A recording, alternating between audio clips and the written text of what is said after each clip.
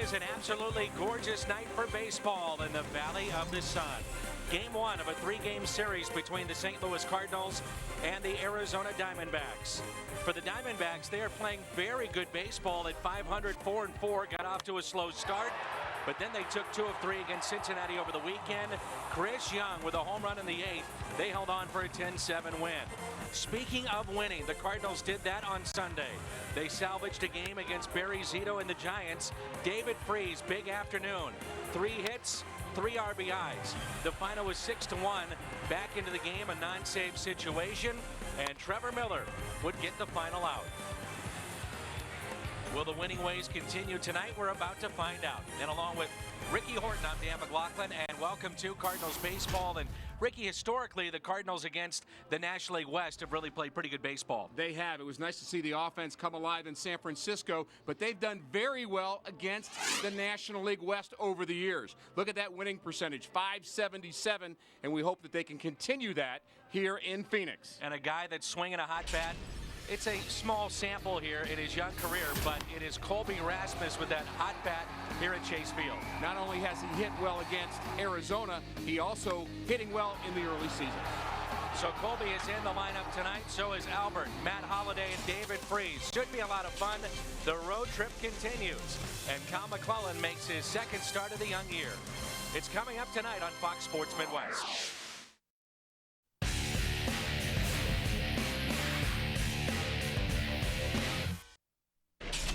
A look at the Cardinals starter tonight. The right-hander, Kyle McClellan, gets the call. His first major league start was very good against the Pittsburgh Pirates, using all 4 pitches.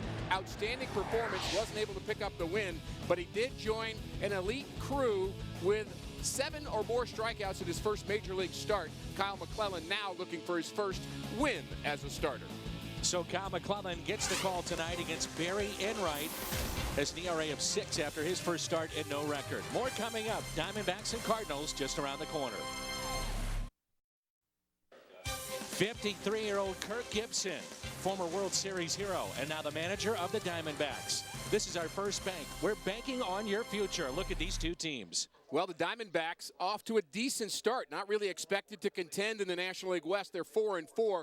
Kirk Gibson has them playing very hard. The Cardinals, of course, disappointing at 3-6. We'll see what happens here in this series in Phoenix.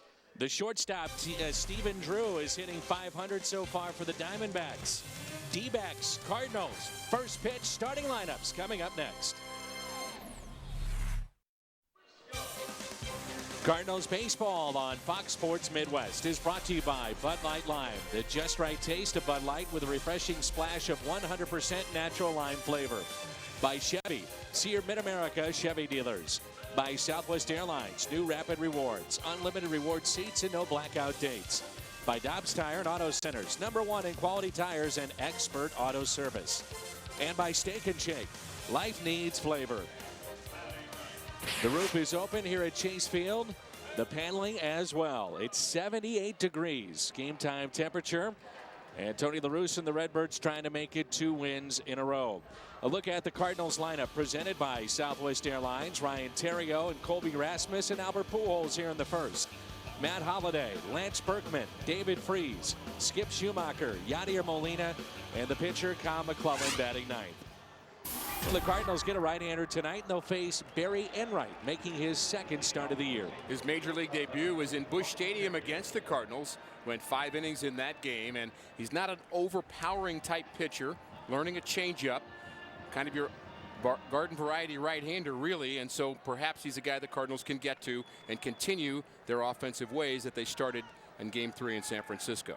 Not many people talk about baseball being a game of momentum, but you have a game like yesterday, and maybe that is a turning point here in the early portion of the season. Really looking for anything, Dan. At the close of the game, the Cardinal clubhouse was very excited. Guys were really happy to be talking about a win instead of trying to figure out what they executed incorrectly to cause another loss. And really, the psyche of this team is very good right now. Ryan Theriot hitting .250. No home runs, and he's driven in 3 on the year. The 1-1 pitch. Theriot hits a fly ball into right. Justin Upton over to make the catch for the first out. Let's meet the defense of Arizona. They have committed 7 errors so far this year. Willie Bloomquist is in left, Chris Young in center, Justin Upton in right. Mora, Drew, Johnson, and Miranda along the infield. Montero and Enright, the battery this evening. That's presented by Dobbs. The Cardinals as a team hitting .227. Third from the bottom in the National League. Up the middle, base hit for Colby Rasmus. Colby came in hitting .355. Colby's in a great groove. When he lets the count get deep, he ends up with walks. He has 8 walks on the season, and here he is swinging at the first pitch. So really, if a hitter is hot, he's swinging at the right pitch. And this pitch right down central, a bit away, something he could handle. And Colby Rasmus on base again. And we'll see if the Cardinals decide to run on Miguel Montero in this series. Cardinals are last in RBIs, and a lot of that due to the start of Pujols. Only 4 driven in this year, 1 home run, and hitting .143. Little chopper to third. Not another one. Out at second. Oh, goodness. Double play off the bat of Pujols. Folks, that is 7 double plays that Pujols has hit into this year.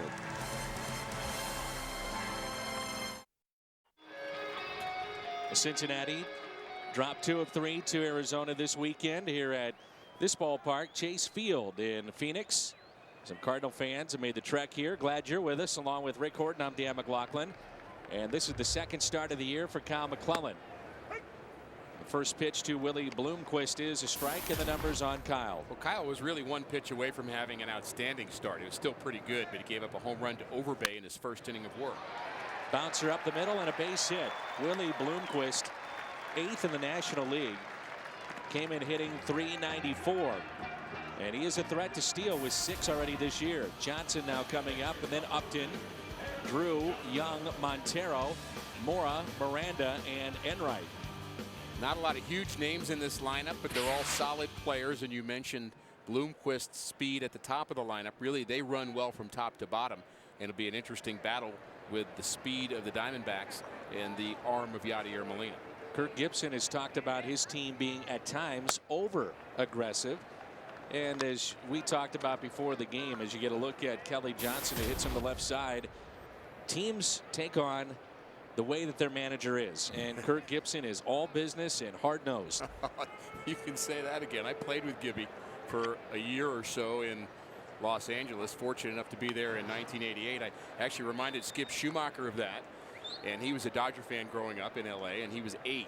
And of course he remembered Gibby and didn't know I was on the team, which after I was hurt by that I kind of got over it. But Gibby was an incredibly strong leader in that clubhouse. He was signed as a free agent by the Dodgers before the '88 season, and Kirk Gibson met with the media today around 3:45, and one of the first questions that was asked to him was about that 1988 series, the World Series against Tony La Russa's A's. And he said, it's funny, I had been battling against Tony La Russa since I was in the minor leagues. And he said, I'm not sure Tony remembers this, but we competed in a championship in the minor leagues. And he said nothing but great things about Tony and has great respect for him. I think the chances are pretty good Tony remembers being in a championship game. The day I met Kirk Gibson, John Tudor introduced me to him as a new teammate. He was going around introducing me to some of the players who were in Montreal. And the first words out of Gibby's mouth was not hello, anything. It was, how are you going to help? Picked off. My Not at team, first. How are you going to help my team win? That's what the first words out of his mouth to me. You respect that, though. I was scared, and then I respected it. Bloomquist was leaning and picked off here by McClellan.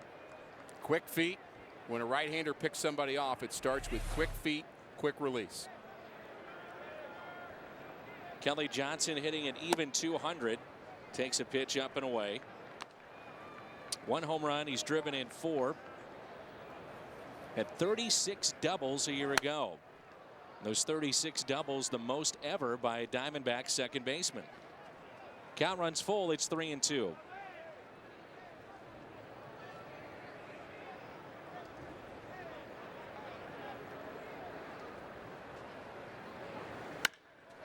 In the air, left center field. That's to the gap, and it's off the wall. Colby will get it back in, and now that pickoff play looms large early on for the Diamondbacks. talk about the doubles. He is a gaps hitter. Again, 36 doubles last year. Let's take a look at the Cardinals defense tonight. Holiday, Rasmus, and Berkman in the outfield. Freese, Theriot, Schumacher, and Pujols along the infield. McClellan and Molina. The battery and the Cardinals, just like Arizona, they have committed collectively 7 errors on the year. Kind of a mixed bag when you look at the Cardinals defense. David Freese has made some nice plays at third base, and I think Rasmus is getting a little better, although he did drop that ball in San Francisco. Matt Holliday, nice to have him back out in left field. So you're really not sure where this defense is going to go over the course of a season, and you just hope they learn to gel together. The Cardinal starters have really been good so far. 3.36 ERA, and that is 7th best in all of baseball, 3rd best in the National League. And Rick, they've only issued 16 walks in their games, so it tells you they put the ball in play. The defense has got to be good. They've been really good. The starting pitching, you think of Garcia's last start, Kyle Loesch's last start, just, I mean, outstanding performances. Not going deep in a lot of counts, and you mentioned not walking people at all and making big pitches when you need it. And really, the bullpen's been good. The ERA of the bullpen collectively is in the mid-2s, so you really can't point to pitching being an issue right now. Dave Duncan has to be, I'm not going to say excited, but he should be satisfied with what his staff is doing. McClellan has not had great success in his career as a reliever against Arizona. Give you those numbers shortly. The 1-1 pitch. Breaking ball taken for his strike. He is 0-2. His ERA is 11. And he's talked about at this ballpark, he was mentioning this the other day, he really struggles with command of his sinker and his curveball. So we'll have to keep an eye on that tonight. 1-2 pitch. Another breaking ball, and it's popped up. Pujols, fair territory, makes the catch. And there's 2 down. Johnson back to second base. I'm not sure if it's worse that Kyle struggles with the feel of his pitches in Arizona, or that he's thinking about struggling with his pitches in Arizona. The dry weather often bothers pitchers. Some prefer it to be kind of a wetter climate, and some don't like pitching at high altitude, places like Denver.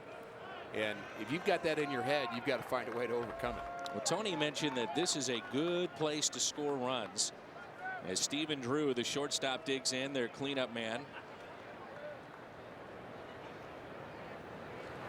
Tony was saying that the ball, in his opinion, really carries here. And he also mentioned the hard infield. He said a lot of ground balls get through on this particular surface. Mark Grace said this was a pitcher's ballpark when Randy Johnson and Brandon Webb were here, and now it's become a hitter's ballpark. I wonder why. Right. Here's a 1-0 pitch. A trio of brothers that were first-round picks in the Major League Baseball draft. We have Stephen Drew, J.D. Drew of Boston, the former Cardinal, and Tim Drew. A lot of people forget about Tim, but he was a first-round selection as a pitcher with Cleveland. Broken bat, slowly hit to short. Theriot makes the play. Diamondbacks strand a runner. Coming up, Matt Holliday leads it off, and we come back. No score after 1. Our Toyota keys to the game, Matt Holliday. What happens when he's not in the lineup? Cardinals only winning 8 out of 15 games, but how about that batting average as a team? .218, 50 points lower, slugging percentage way lower, and about a run per game less. Matt Holliday, very important in this lineup, and really amazing how he's been able to come back so quickly from his appendectomy and get back in this lineup. Greg Houck is the lead trainer for the Cardinals.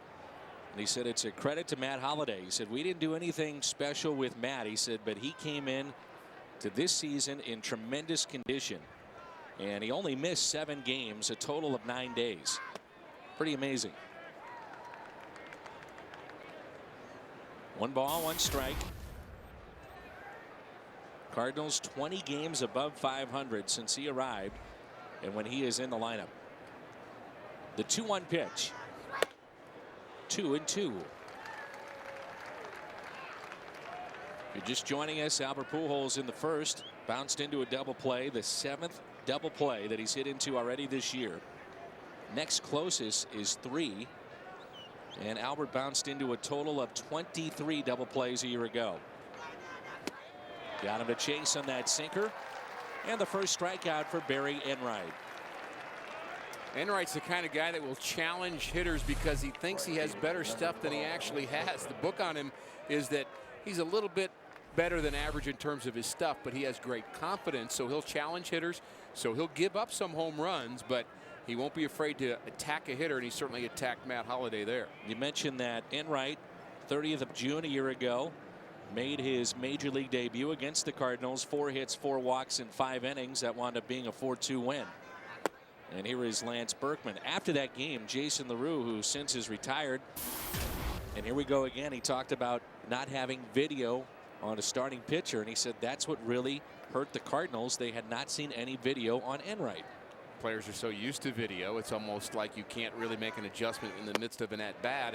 And I think there's something to what Jason LaRue said, certainly, but you know, there's also scouts that file reports. Every club has major league scouts that go around and watch teams and file reports, and you'd hope you'd have at least some information about a pitcher.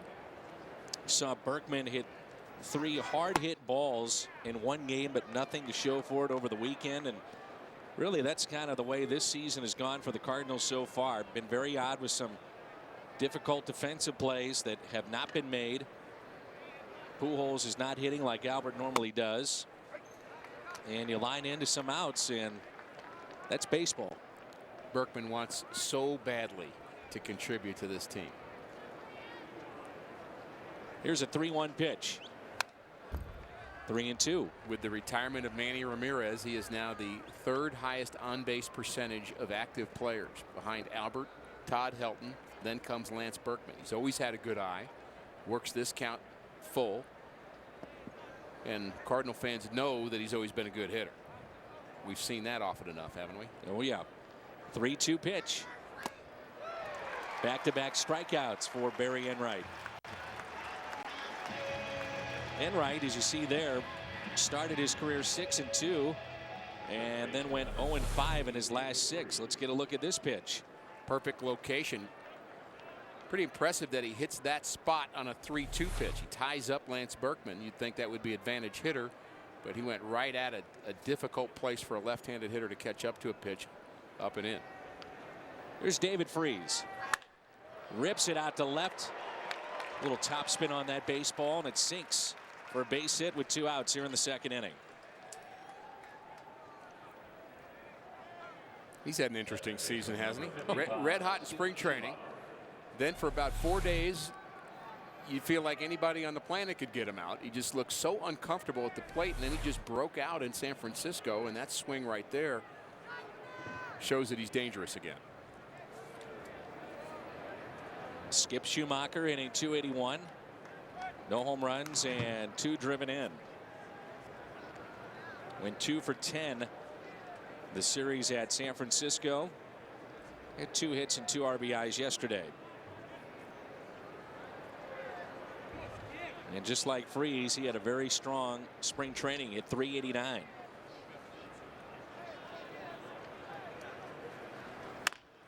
Slowly hit towards second. Johnson there flips to Stephen Drew for the final out.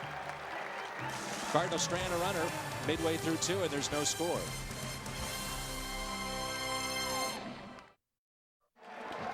With the Cardinals' new ticket pricing system, there are great deals for games throughout this season.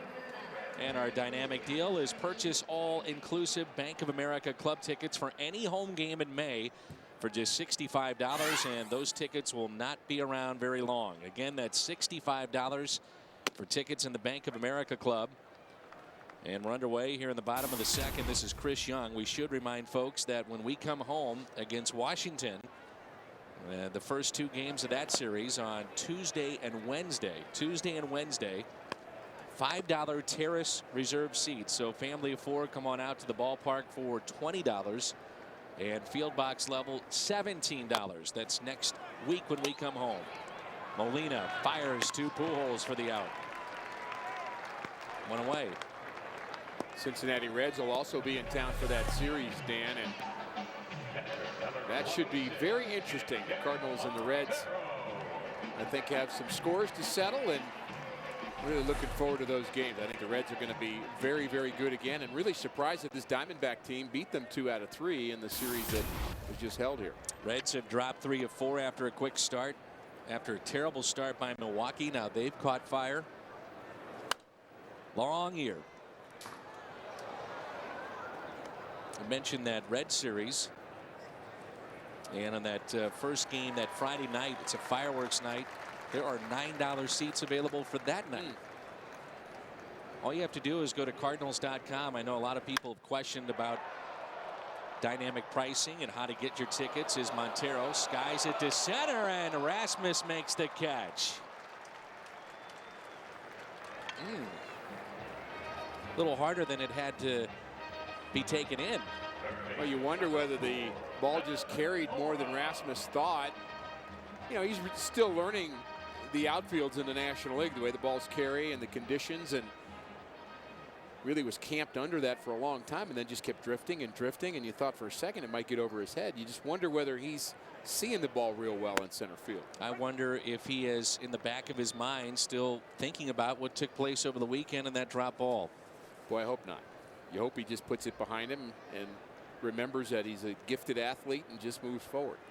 This is Melvin Mora with a line drive into right field for a base hit. Drops in front of Berkman for a 2-out hit. Before and after every Cardinal game on Fox Sports Midwest, your exclusive home of the Redbirds, join us for Cardinals Live. We bring you the latest news, Tony La Russa's post-game press conference, and break down the game action. Al will be a part of that. Al Hrabosky coming up on the post-game tonight. Tune in for Cardinals Live on Fox Sports Midwest. Jim Hayes did a very nice interview with Ryan Franklin and discussing the back end of games and some of the struggles his team has been through. That was on the pregame show, as well as Mike Shannon Live. Juan Miranda defected from Cuba. He was signed by the Yankees and then traded over after 4 years in their minor league system to Arizona for Scott Alden, a right-handed pitcher. Think about the guts it must take to defect from Cuba and to leave your family, and for some leave their wives, their kids. High strike to Miranda. Players often talk about the hard road they took to get to the big leagues. I don't think they really have a case when you compare it to somebody who's had to deal with what he's had to deal with. Roldis Chapman left a 3-year-old daughter back in Cuba, the fireballer of Cincinnati. And Miranda played with Jose Contreras, the Cuban national team. Short lead at first by Melvin Mora. And the 2-1 pitch. Nasty breaking ball for a strike. 2-2.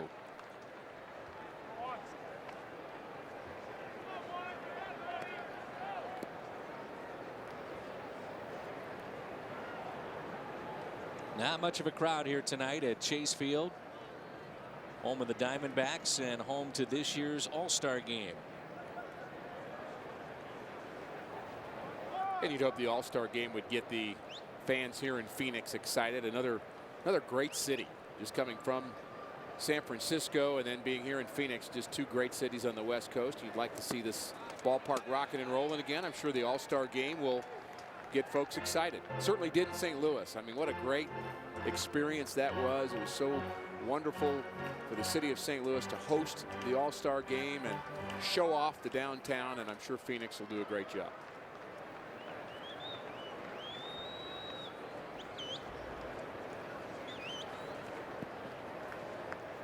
Count is full. Mora off with his pitch. Pujols playing behind him at first.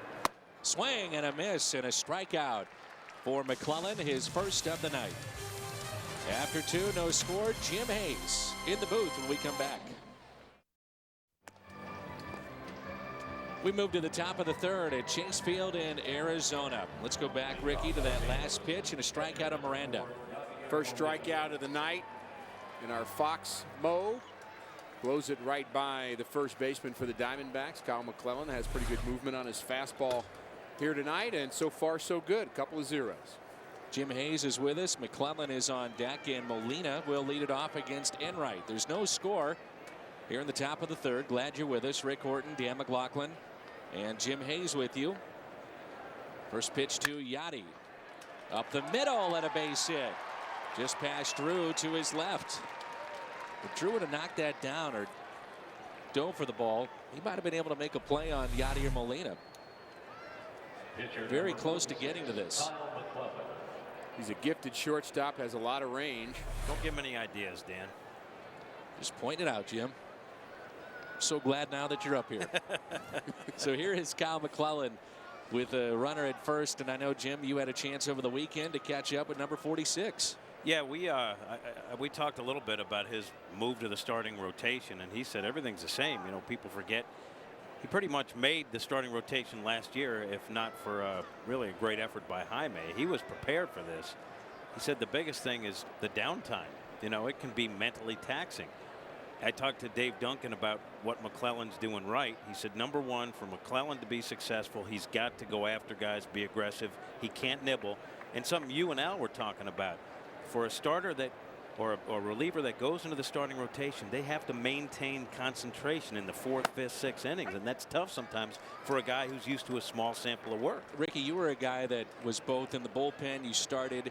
It must have been tough, and I'm not saying it happened to you a lot. I would never say that to you, that if you got roughed up after a start, just to sit there and think about it, it has to eat at you. Oh, it happened. It's a long time. I mean, those 4 days, and in my case, sometimes I'd be 5 or 6 days between starts, and I mean, it is a very, very long time and tough really mentally. And you can throw a bullpen. Jaime Garcia threw a bullpen today, and you can make that a little bit competitive in your mind, and you can try to do some things to say, okay, I'm working now, but it's not the same. It doesn't count. And again, it's a long ways to wait between starts. And I wonder how much pressure personally McClellan puts on himself as you get a look at Carpenter there and Jaime Garcia, because this is what he wants to do. This is always what his dream was to start in the big leagues, and now he's got that opportunity. Well, you think about last year during spring training, he always has been going through spring as a starter to get stretched out. Last year they gave him a shot at being in the rotation, so he's used to this, and he went out and he did it again this year at spring.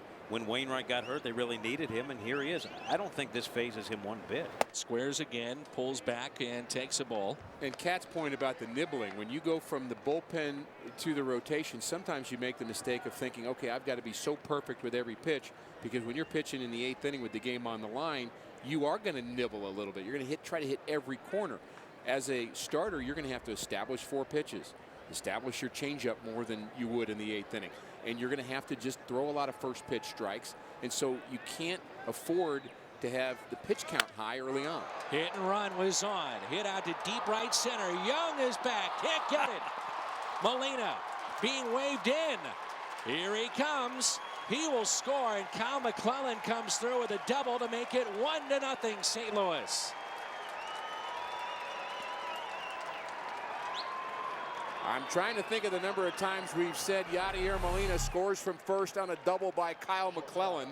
I'm guessing this is the first time we've said it. He got a fastball up in his eyes, and this is why he wanted to be a starting pitcher, so he could swing the bat.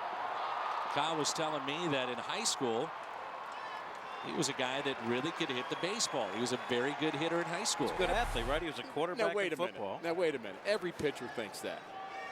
Well, in his case, I guess it was true. The numbers did back it up. I hit 500 in high school, and I hit about 100 in the big league. Well, that's different. Yeah, it's a different league.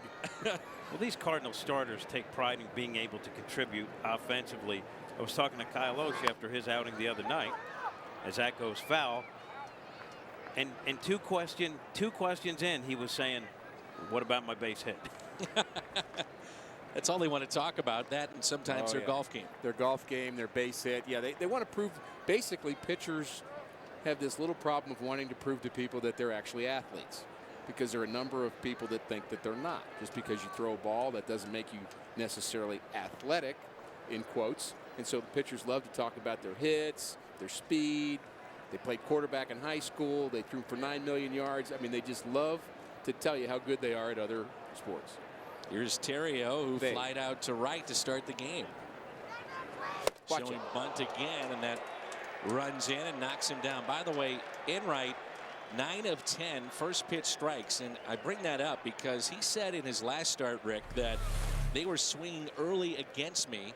and very aggressive early in counts, knowing I was throwing strikes. Well, he's done that here tonight. I still think it's better to do that than not. The point is, where are those strikes? If they're right down central, then you may give up some hits. Colby Rasmus, a first pitch hit. Yadier Molina, a first pitch hit. So it's one thing to throw a strike with that first pitch, but it should be a quality one.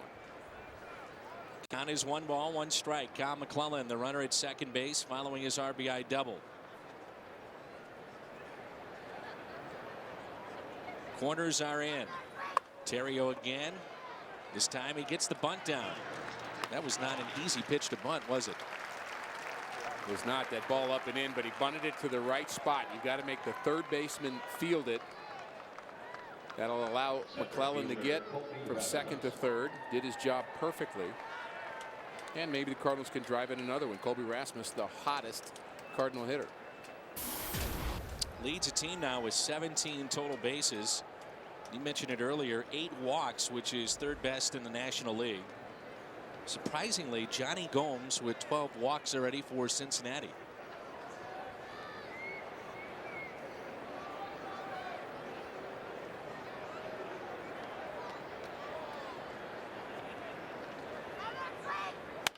The breaking ball is popped up on the infield. Stephen Drew is there. Big out, and it brings in the big man, Albert Pujols. Pujols bounced into a double play back in the first inning. And it's hard to believe this is what we're seeing out of Albert Pujols right now. 5th fewest hits through 9 games, lowest average, tied for the fewest home runs, and 2nd fewest RBI total through 9 games for Pujols in his career with 4. Long year. That will change. Right, and the home run is only extra base hit of the season. It was 0 for 5 yesterday. Pujols hits it out to left. Another liner that's caught by Bloomquist. Albert is 0 for 2.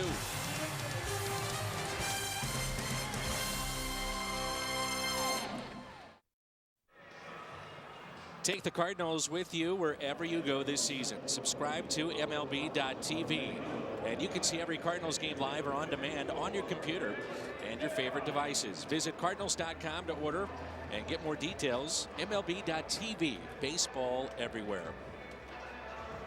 First career RBI for Kyle McClellan, and the Cardinals have an early lead, 1-0, as we move to the Diamondbacks half of the third. Barry Enright leads it off, followed by Bloomquist and Johnson. Certainly a hot topic among the fan base, Jim, of the St. Louis Cardinals. The back end of games, in particular, Ryan Franklin, and he was kind enough to join you on the pregame show and really just get a sense of a guy that, you know, you can say he's off to a slow start. He's had tough luck. You could say the team hasn't played up to expectations so far. All those different things. But how is he handling what's going on? Well, he knows that fans are angry, and I think he wants fans to know he is doing everything he can to close out these games. And he has to believe, you know, that in his stuff. He still is confident. And he was saying how he hopes there's a save opportunity tonight that he can go in, close the deal, and get back on track, because he said he watched the tape. La Russa's watched the tape. Dave Duncan's watched the tape. And they think that his stuff is still good, that he is still a closer. So it's a question of confidence with him, and he just wants folks to know he can get it back, and he will get it back. Ricky, if this was in the middle of July, would we be talking as much about this right now as opposed to just it's magnified because it's the first couple of weeks of the regular season? I don't think we'd be noticing Pujols as much. I don't think we'd be thinking about the bullpen as much. Defense? Defense. It's just part of what happens over a 9-game span throughout any season. It just happens to be at the beginning. Hit in the air, popped up right side. Pujols is over near the seats and runs out of room. And if you look what Ryan Franklin has done over the last couple seasons closing out games for the Cardinals, 90.3% save percentage closing out games, that puts him second in the National League. I mean, those numbers speak for how effective he's been. And he said it's been a tough start and he doesn't have the answers, but he will get it right. And in his defense, you know, to be fair, there were a couple of plays behind him that certainly added to the frustration. Breaking ball and a double play ball. Schumacher on to first. Safe at first. And we may have an argument here. That's Bob Davidson, the umpire at first, and now Tony La Russa pops out of the dugout. He wants an explanation. Did he bobble it? Did he feel his foot was off the bag? Bit of a slow turn by Schumacher. The throw a little bit high. I think he's saying Albert's foot's off the bag, which it is not. Or is it? Yes, it is. Good call. How about that? Bob Davidson right on top of that. He looks proud. I got it. Ricky, that's the ball that Schumacher talks about, that he's always in between. Do I spin and throw, or do I shift my hips open and sidearm it towards second base? And you could see in that replay he was a little bit in between on both, it looked like. It really is a tough choice. If you turn sideways, you're going to have to really supply all the power with your throw without using your hips. If you spin around, then you kind of, I'm not going to say you get dizzy doing that, but it's a little harder to pick up your target when you spin the other way. And so Schumacher, not really that experienced at second, not sure which way to go. Bloomquist now the runner at first base. He was picked off by McClellan back in the first. And Kelly Johnson right after that hit a double, which would have made it 1-0 Diamondbacks. Instead, Johnson then was stranded. Hit .284 a season ago. Count of 1 ball, 1 strike.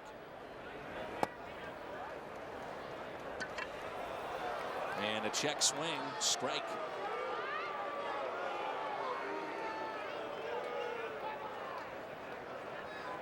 One and 2 the count.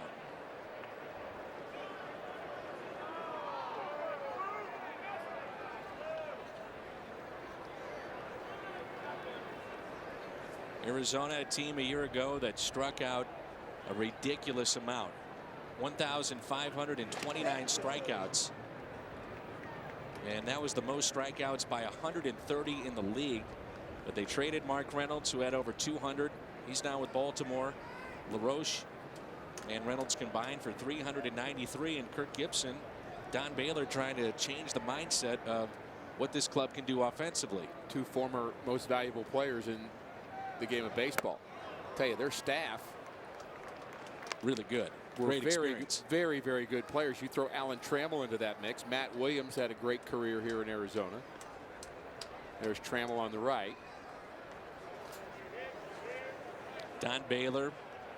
EY, Eric Young is now the first base coach. Matt Williams over at third. 5-time All-Star. Good pitch. Strikeout number 2 tonight.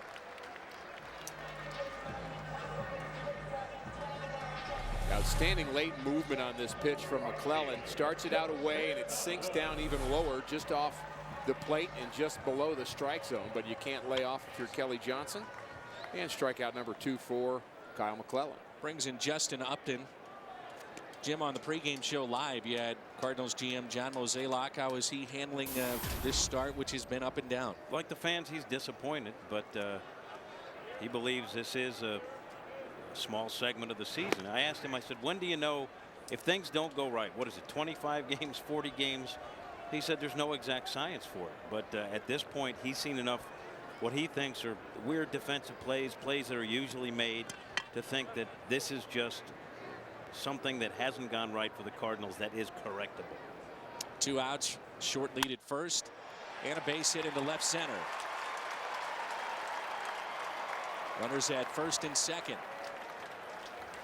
Join Major League Baseball and the Major League Baseball Players Association in helping Japan's children in need. Visit unicef.org or text Japan to 864-233 to donate $10. Standard text messaging and transactional fees apply. For more information, visit MLB.com/Japan Relief. Here's Stephen Drew, grounded out to short.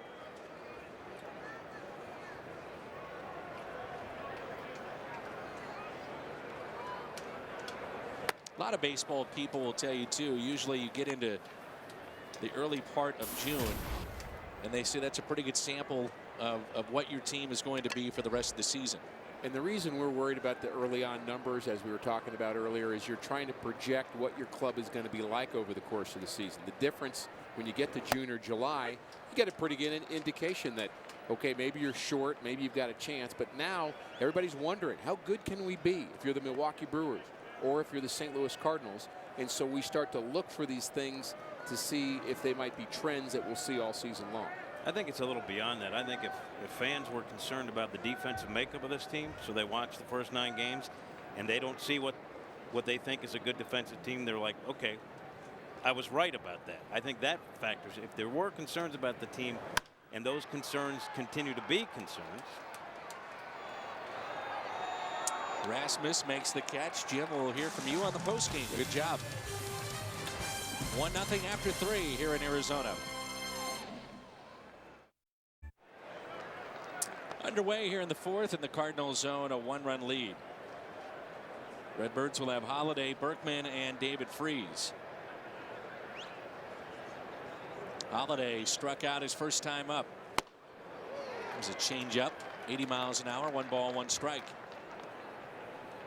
He may have the most violent swing in all of baseball. One of the things you worry about with the quick comeback from the appendectomy. 1-1 pitch. Some may say a guy like Dustin Pedroia, Boston. By the way, they're losing 16-4 tonight to Tampa Bay. Wonder what their fan base is saying. This kind of start that they've had. Holiday rips it out to left for a base hit. Hustling out of the batter's box. Wide turn at first, and he'll stay put. And he's 1 for 2.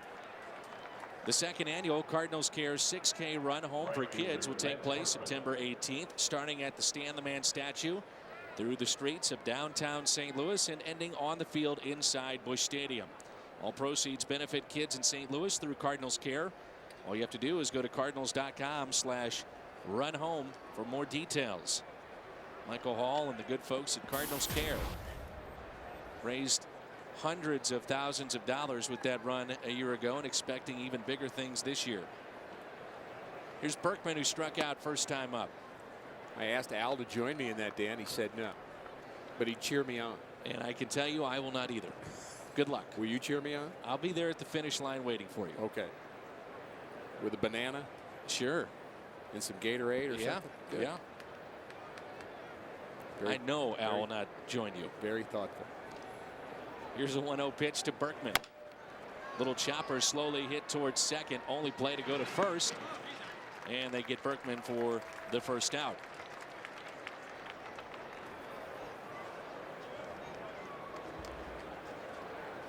Let's take a look at the pitch location here to Berkman. Not a very good at bat for Berkman. This ball down. He does like the ball down, but he just tops that over the head of the pitcher. And Holiday actually does a pretty good job of deciding to go ahead and go through the second baseman to get the second. He had to make that decision whether or not to keep from being tagged or not. So good base running, and he seems very healthy. Doesn't seem like he has any effects from being off at all. No, you're right. He looks very good. Running well. He was here early at the ballpark. Here's David Freese. He singled first time up. Takes a breaking ball, then a strike. And David, Ricky was talking about just being relieved, just getting the RBIs and getting the hits more than just a one-hit game. And he said, it sounds crazy, and I understand it's 162 games, but you finally get that first one under your belt, you're relieved. Nobody wants to come to the ballpark and see a 1 as the first number in your batting average. I don't care. They can say it's early, but they just don't like it. You just want to get off of that. It's like a pitcher with a 9 ERA after 1 start. You'd say, well, that's not that big a deal. It's just 1 game, but it just gets into your psyche, and you just can't wait to start working that number in the right direction. Now he's edging towards 300. He's at 280 with that base hit. Struck out an awful lot in the first week. He has 7 Ks. That leads a team.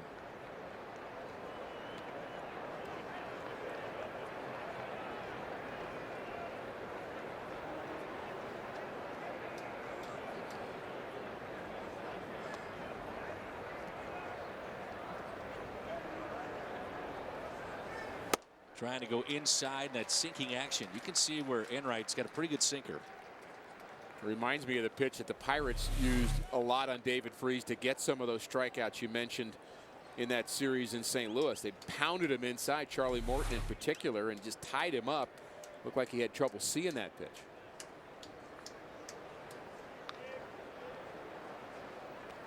One and two the count. Holiday, the runner at second base with one out. Fights it off. Little floater into center. And that's caught by Chris Young, who has very good speed. Two outs, and it's up to Schumacher. You have to have a center fielder in this ballpark that can really run. It's 407 to straightaway center. Left and right center, it's 413. Very, very spacious out there. A lot of parks like that. We just came from one like that in San Francisco. 421 in the right center field gap. You don't have a center fielder that can run and a center fielder with a halfway decent arm. It's a real liability, and there are a few in this league that are just like that really have average speed, average arm, and that may lose you a game or two over the course of a season.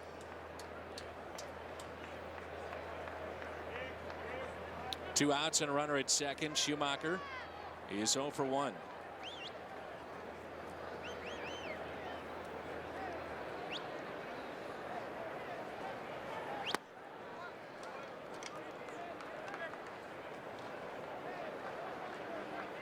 Cardinals won the season series a year ago against Arizona. They played 9 times. Cardinals won 5 of those games.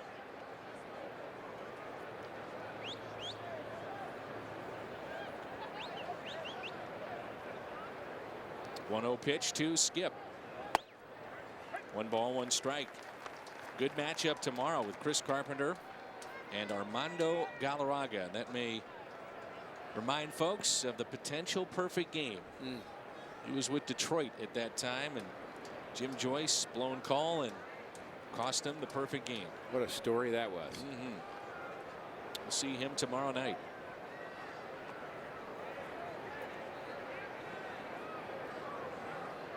1-1 pitch. Schumacher, fair ball just inside the first baseline. 2-out RBI as Holiday will score. Schumacher to second with the RBI double. His 3rd ribby of the year. 2-0 St. Louis.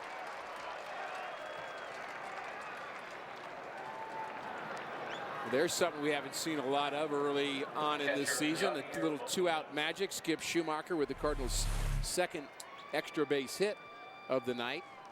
This pitch, not a bad location.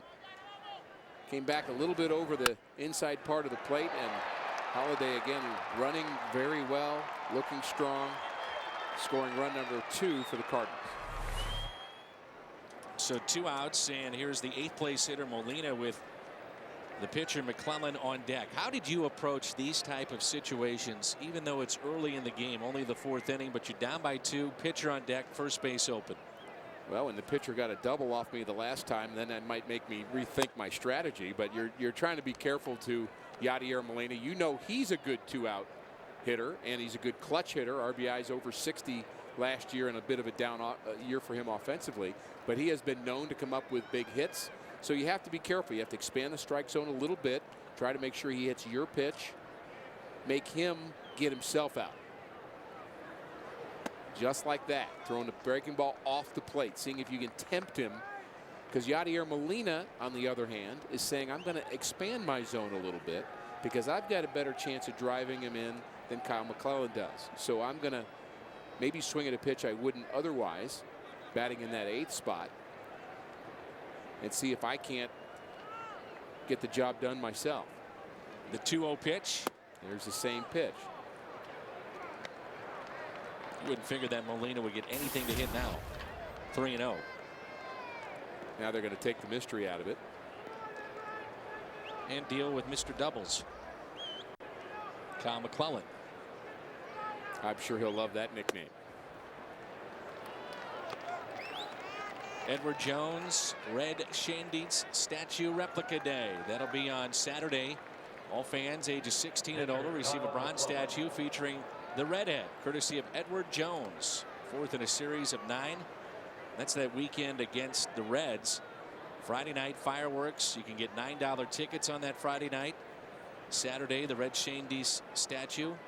And then Sunday, a lot of good seats for the Stan the Man bobblehead, which, by the way, is a night game, and it's also Easter Sunday. So celebrate Easter Sunday and then come on out to the ballpark that night.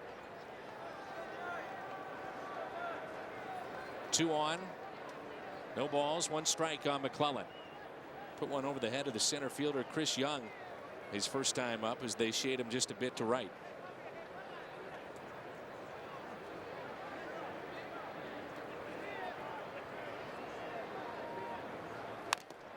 Strike 2.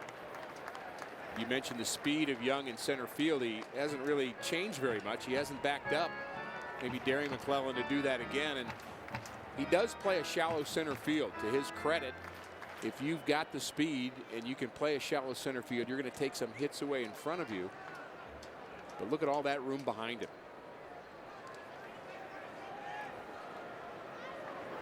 Here's the pool in right center. 415 feet away. Mark Grace, working into the booth to our right, was the first ever to put one in a splash hit in the pool. Not the Allegheny, but the pool here in Arizona.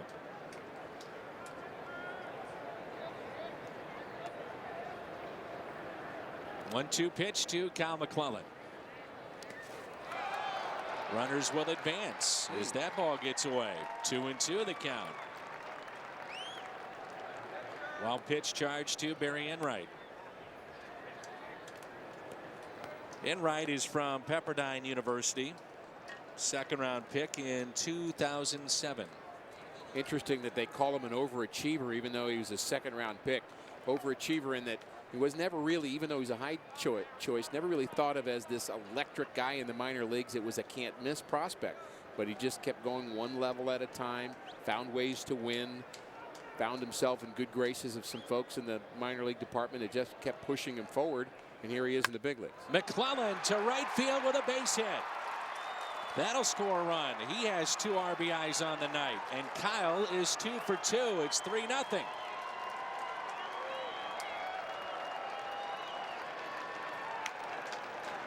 And Rick, this is all done now with 2 outs. Love to see 2 out hits. That pitch up in the zone, terrible location by Enright. Could not have been where he meant to throw that pitch. And Kyle McClellan, to his credit, gets the good part of the bat on the ball and hits it the other way. Charles Nagy, a 3-time All-Star, is the pitching coach, former Cleveland Indian. Quick visit with Enright. Inning started with a base hit by Holiday. Berkman grounded out. Freeze flied out to center.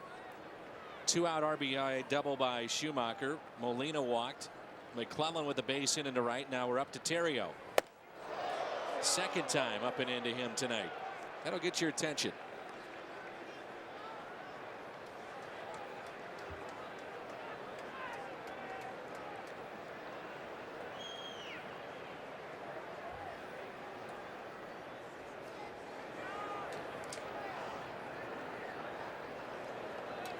One-0 pitch to Terrio. Well, you go up and in on the first pitch, and then you paint the outside corner on the next. And a complimentary pitch is that curveball away after the fastball up and in. And Terrio, I'm sure, would like nothing better than the line one right up the middle right here. Count is even. 1 ball, 1 strike. Terrio is sacrificed and also flied out to right to start the game. Upstairs again and inside. Teams have been trying to pitch Terrio up, trying to get him to hit the ball in the air. He's not a guy that gets a lot of extra base hits in his career. In fact, among all active players, highest percentage of hits being singles, he's the leader. So you pitch him up and you make him hit the ball in the air, and you assume that your outfielders can catch it. Line drive into right, base hit. It's another 2-out RBI, this time for Terrio. And the Cardinals add to their lead. They picked up a run in the third and 3 here in this inning, and it's 4-0 St. Louis. If you're a singles hitter in the midst of a lineup that's swinging the bat well, you are a glue guy that everybody likes to have come to the plate. If your team's struggling and if you're a singles hitter, people start to look down on you. And I think Ryan Theriot could be an integral part of this Cardinals offense once it gets going, because he handles the bat well, puts the bat on the ball, can hit and run, can get deep counts. Colby, bouncer, right side, base hit. They will hold up McClellan, and the bases will be loaded. And it brings in Albert Pujols. Wouldn't this be a nice time to break out? They start to scurry quickly now in the bullpen for Arizona and stretch. McClellan runs decently, doesn't exactly get the right foot on third base and stumbles a bit there, but I think that's the right decision clearly by Jose Oquendo not to send your starting pitcher. And of course, with this guy coming up with bases loaded, we've seen what he's, and again, throw the numbers out the window. I guarantee you that Enright's not too thrilled about pitching to Albert with the bases loaded right now. So all this done with 2 outs, a double, walk, single, 3 of them in a row, and it leads to Pujols, the 9th man to come to the dish. Bases loaded for Albert. He is 0 for 2. First pitch to him. Taken for a strike. Pujols bounced into a double play in the first and lined out to left next time up. Tremendous career numbers with the bases loaded. 385.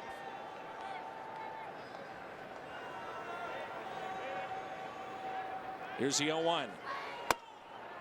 1 ball, 1 strike.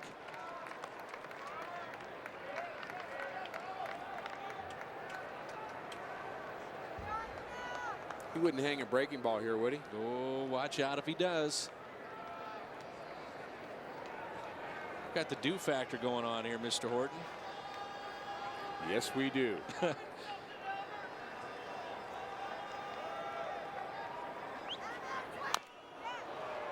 But even right there, that swing, he just not quite right. Well, it was a pretty good changeup too from Enright. He took something off of that and just kind of tantalized Albert a bit there, and he was out in front. But Albert's hit changeups before.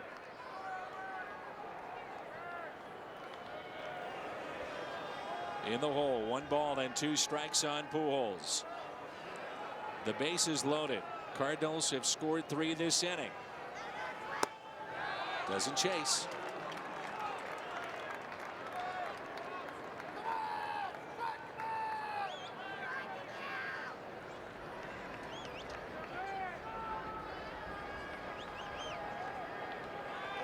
Two and 2.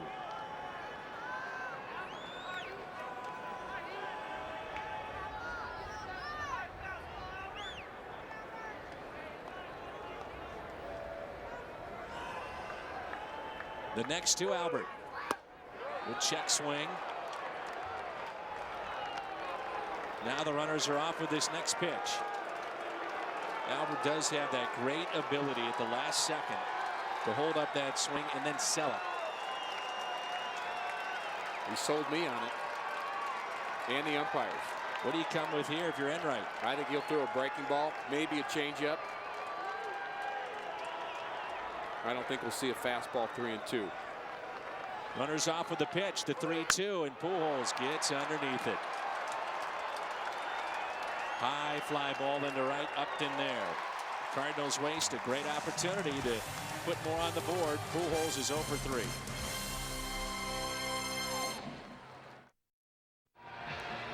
If you have a question for us, go to carsoup.com/Cardinals and send us your email, the booth questions. Albert Pujols with the bases loaded and 2 outs, popping out to shallow right field. We've seen in the first week, Ricky, a lot of teams were pitching him inside. That time they got him to reach. Ball was up, out over the plate, and it was a fastball. We didn't think they would challenge Albert 3-2, or I didn't, with a fastball, and he did. Albert just a little late after getting a lot of off-speed pitches and flew out to right field. But, you know, another month, another day, another game. Different story with Albert Pujols at the plate, and even that same pitch, because he can handle any pitch anywhere. He's just not quite right yet. Here is Young, who was an all-star a year ago. Hit 27 home runs last year. Drove in 91 and already with 2 home runs in this Young campaign. 2-0 pitch. Fair ball inside the third base line, down into the corner for extra bases. Dug out by Holiday. Leadoff double for Young.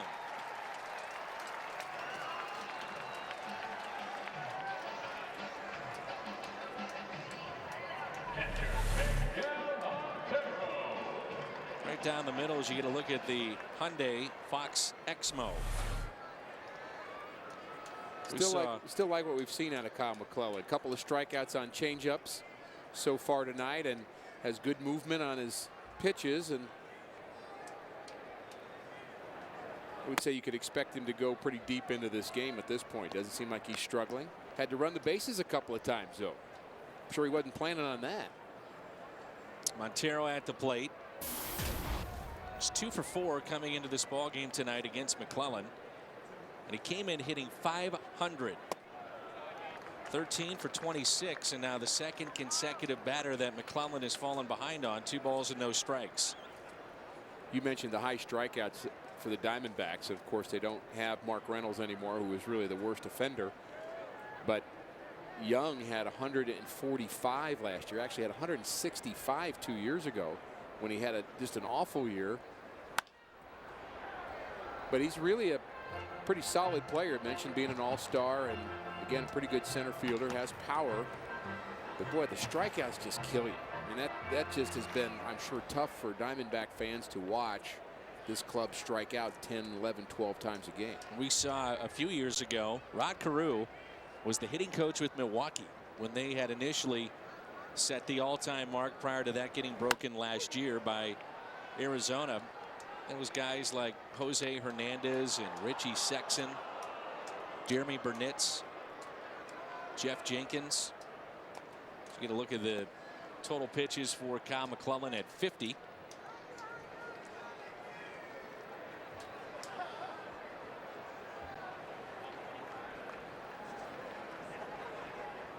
Here's a 2-2. Off-speed pitch, hit in the air down the left field line. Holiday giving chase, and it's out of play. Speaking of pitching, how about the job that Kyle Loesch did yesterday? At one point, he retires 20 of 21 and 14 in a row. And after the game, he said nearly 70 to 75% by his count of his pitches were fastballs. No walks in that game, commanded the strike zone extraordinarily well against a club that was really amped up, celebrating their world championship, having won 2 games on their last at bat, and he just shut him down. He's really just incredible. Remember a couple years ago, he struggled against left-handed batters, and those lefties were 1 for 18 yesterday. Productive at bat here by Montero. Gets the runner to advance to third base.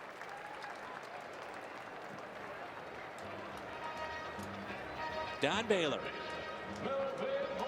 And looking at the at-bats that he put together, over 8,000 in his career, and he had fewer strikeouts than what the Diamondbacks did for just 1 season. He actually had a year where he was better than Albert's best year in terms of strikeout per at-bat, and Albert is known to be very good at that. But Don Baylor didn't strike out a lot, got hit by a lot of pitches too, and also hit a lot of line drives along the way. He was part of the Cardinals coaching staff before he went to Colorado as a manager, and one of the best signings that he recommended was signing Andres Galarraga. Remember, he opened up his stance in St. Louis, got him to look at the pitcher with both eyes, and he told the Rockies front office, sign this guy. And the Diamondbacks get on the board. Base hit by Mora, who's been around forever. And that's why. He's 2 for 2, picks up his 3rd RBI. He's a player that's been very valuable over the years as that scores young. Mora hit 285 a year ago with the Rockies, and he came up all the way back in 1999.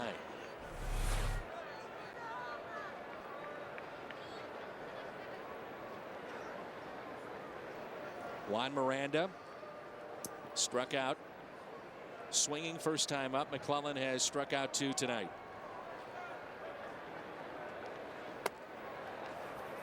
He's fallen behind here on these hitters.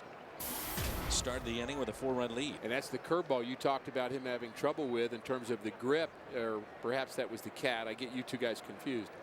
It was you. But that curveball just slipped out of his hand almost. In fact, he threw a hanger to Montero early this inning as well. And you know, that's a pitch that's dangerous. If you start flipping that curveball up and don't get the hard break on it, those are the ones that end up getting hit a long way. You get us confused. I'm not sure if that's a compliment or not. To who, you or him?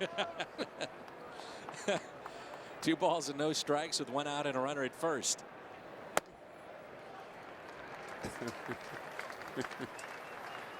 It is great to have the cat, though, because he has such a great relationship with so many of the players. And John Mozeliak, of course, gives him a lot of information about what his vision is for the team, as does Tony La Russa. And we just appreciate his partnership in this, and he certainly adds a lot to our telecast. 3-0 pitch. Swinging away with the pitcher on deck. You're Kirk Gibson, and you've seen how Enright really struggled to get through last inning. If Miranda would reach base, would you think about lifting him for a pinch hitter, even though it's early? I don't think you can afford to do it the first game of a series. I think you've got to try to get an inning or more out of him. I mean, of course, if you got runners on second and third, you might think about it. I'd say first and second, no. First and second, let him bunt him over. We'll see. So runners at first and second with 1 out. And Enright walked his first time up, heads to the dish. Tony La Russa making the visit to the mound this time. Interesting to see that, not Dave Duncan. I think some of this is going to be about what kind of infield defense they want to use. Clearly, Barry Enright is going to bunt, although he is a very good hitting pitcher. Actually had a 5-game hitting streak last year as a rookie for the Diamondbacks. So you know he can handle the bat. And I think Tony La Russa knows that as well. I think if I know it, Tony knows it. And that means he may want to make sure the infielders are aware that even though this is a bunting situation, you may see that kind of hit and run play employed here. And Cardinals is certainly looking for the bunt at third and at first. How much is that conversation also to get the attention of McClellan, get him back focused, and No say, doubt. hey, be aggressive and throw strikes? No doubt. And you have to say that not using those words. That's exactly what Enright did. Pulled back the bat and was going to swing away. Yeah, you can't say throw strikes, but you have to say to all the infielders, okay, when Kyle throws his first pitch at the knees, you're going to blah, blah, blah, blah, blah.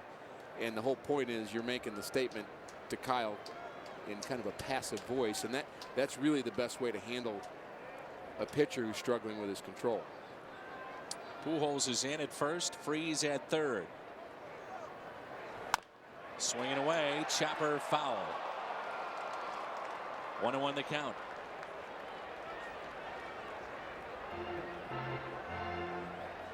So many hitting lanes open with the way that the defense is moving, anticipating the potential bunt.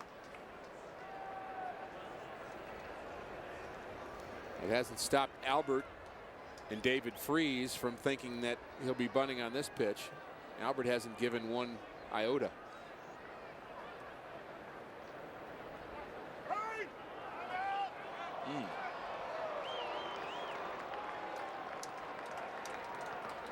Home plate umpire is Jerry Lane. Look at that, 5 for 11, Barry Enright with runners in scoring position. McClellan is keying off of Skip Schumacher running to first.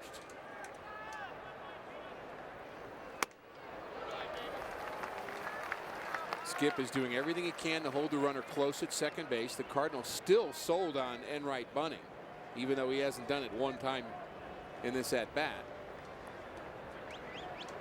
Now Schumacher coming off the bag. And now Theriot going to keep the runner close, just to confuse the hitter a bit. 2-1 pitch.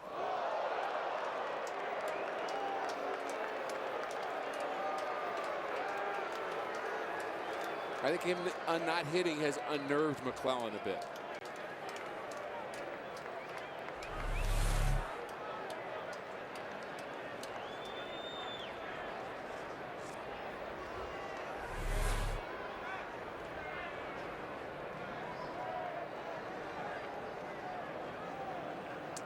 Three one from Kyle. Little chopper towards third. That's foul. Full count. I'm sure the Cardinals will move back there, but I would have thought by the time it got to that 3-1 count, they would have just conceded. If he's going to get a bunt down on 3-1, more power to him. I don't think it made any sense for the Cardinals to continue to play in at the corners on that 3-1 pitch. I was about to say I was shocked to see that ball was kept in play. And at the last second, Barry Enright said, let's get a new baseball. Freese fielded that, gave it back to McClellan to keep it in play. You never see that. Full count pitch right here. Ground ball that's foul again.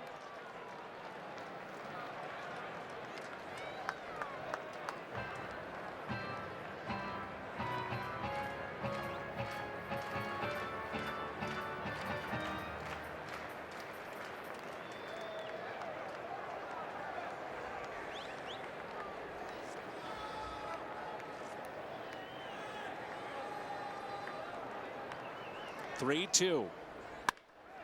Double play ball. Freeze. Out at second, on to first. Double play. 5-4-3 on the double play.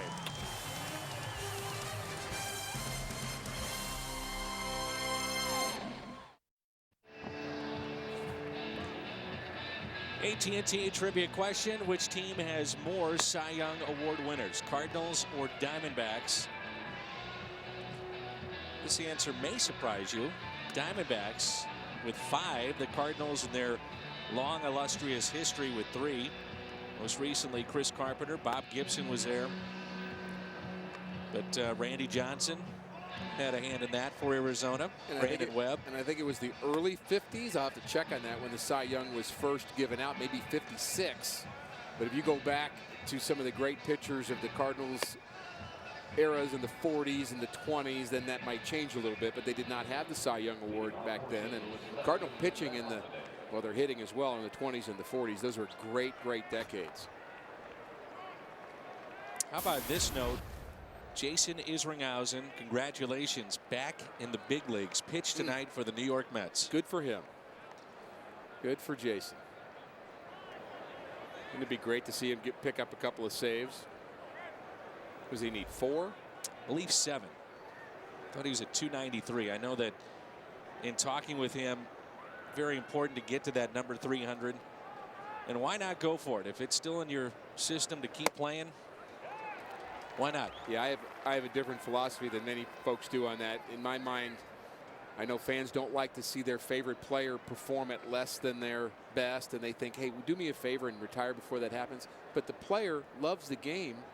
I mean, why shouldn't Willie Mays play when he can only hit 250 if he loves playing the game? I still want to see that Willie Mays, even though he hits just 250.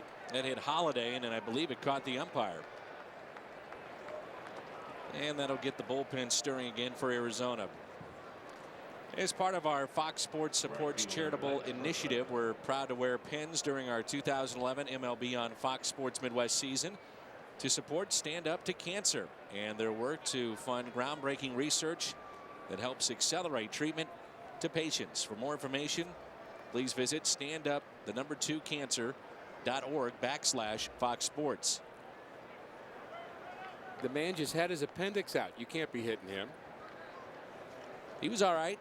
Where did it hit him? I think it got him in the thigh. Okay.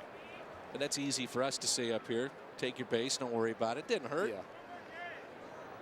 Now it's Berkman. Like to see you or me a week after having our appendix out. I wouldn't play tomorrow. I know that. There's a fly ball out to left. And the catch made. He had Johnson and Schilling, the co-MVPs of their World Series team back in 2001. Luis Gonzalez had the game-winning hit against the Yankees, and he is the only number in Diamondbacks history that's been retired, number 20. Well, there isn't much history. If you look at this club, it hadn't been around that long, but they certainly have developed a winning tradition early, and this club this year, a lot of question marks to it. I don't think there are many people thinking they're going to be much of a challenge in the West. Colorado, the Dodgers should be a good club. The Cardinals go from here to Los Angeles to finish out this road trip. Dodgers always have good pitching, some good young hitters, but Arizona really doesn't match up with those teams very well.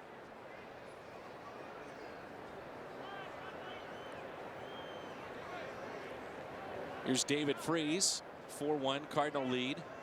1 out and a runner at first.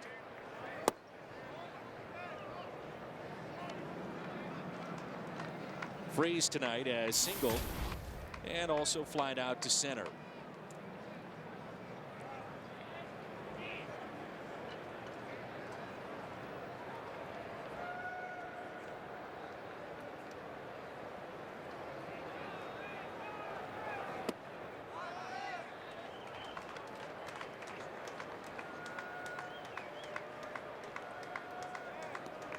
Luis Gonzalez still in the front office here with the Diamondbacks, more in a community relations role. 2 balls and no strikes here on David Freese. At the knees on the outside corner. A single back in the second, flied out to center in the fourth.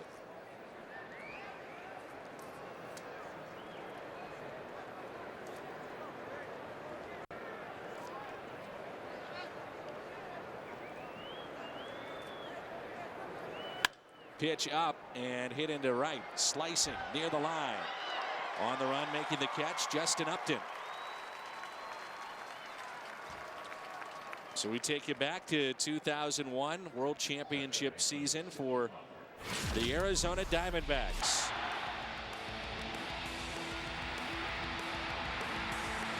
And really one of the great World Series of all time.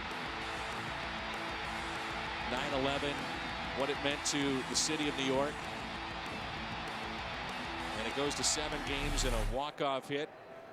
Every kid that's ever picked up a bat or played catch, you've done that in your backyard. You bet you have.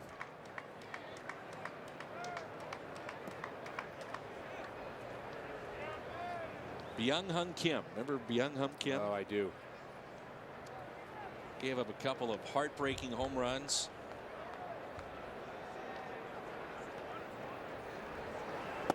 Tony Womack, the former Cardinal, was on that team. Saw him later in his career.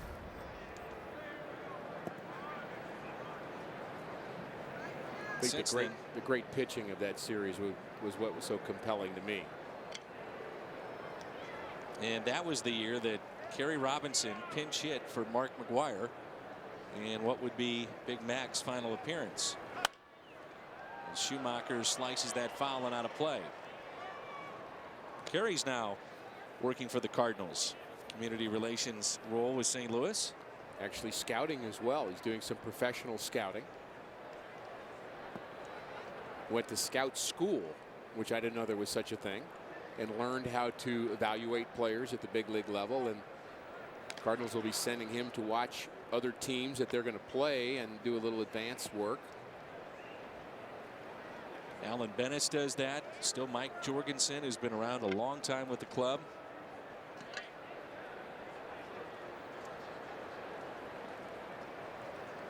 The 2-1 pitch. Spoiled, out of play, 2-2.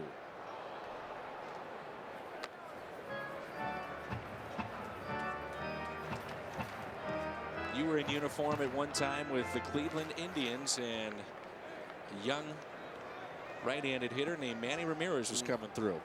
Through batting practice to him every day for a whole summer. And I know I'm in the minority, but I just have always loved my relationship with Manny. I've always appreciated him as a player. Not everything that he's done, obviously.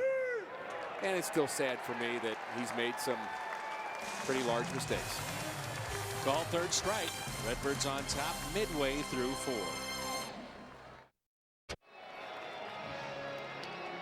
Back in Arizona, and it's 4-1 St. Louis. 5th inning, bottom half.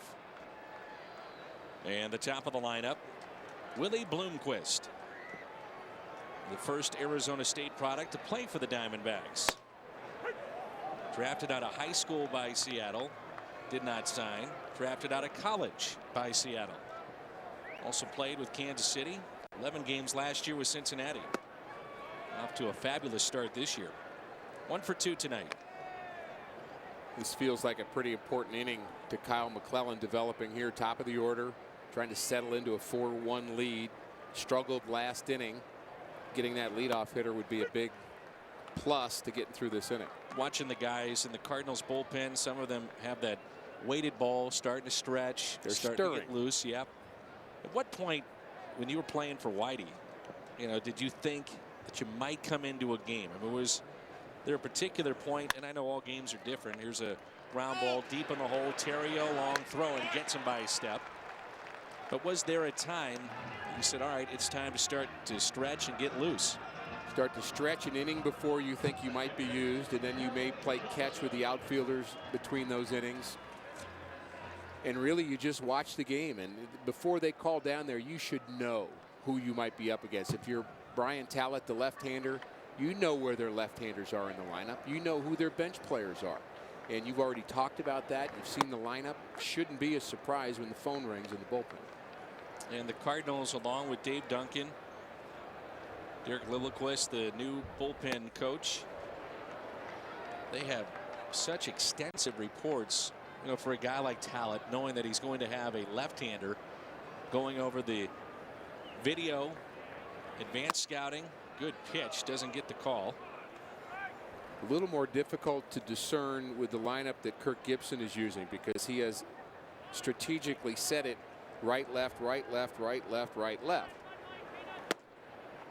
And there are times where a left-handed pitcher will know that there is a group of left-handers in a lineup that you'll get ready for, and then you won't have to do that for an inning or so. But in this case, not so sure. There's 3 consecutive pitches just like that one. And McClellan has really picked up the pace. And a couple of quick outs will help that. Perfect location. Sinker coming back over the inside corner. That one at 88. Just catches the corner. Just froze Johnson, didn't he? Yes, he did. Could have phoned that at bat in. Justin Upton, the 23-year-old. He was the first overall pick in 2005. His brother B.J. Upton, the second overall pick back in 2002. Some pretty good talent coming out of that family. I'll say. 1 for 2, single back in the third, and popped out to first.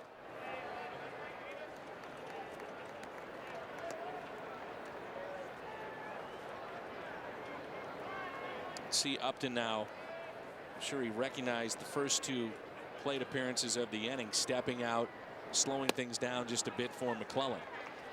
3-0.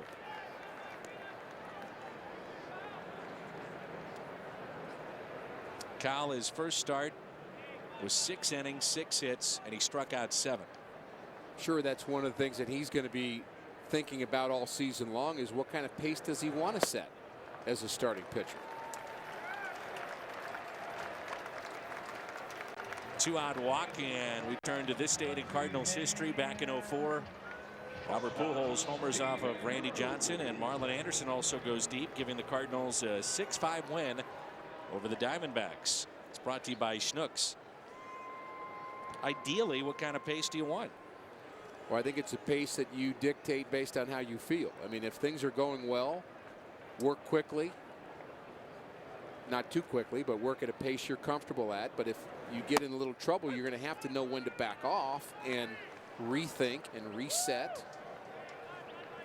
As a starting pitcher, you ought to be controlling the pace of the game, much like a basketball team controls the pace of a game and wins. I talked to John Vooch, who is the farm director of the Cardinals, and he said one of the points of emphasis right now in the minor league system with the pitchers, one, very simply, throw strikes, use your defense, because that's what Dave Duncan preaches, and also they'd like to basically keep the pace of the play at a higher level than what they've seen. I think that's a good thing to teach. And that's the input from Dave Duncan, which is good to hear that the major league guys are having an input on the minor league guys. If your pace is fast, you better be able to think fast.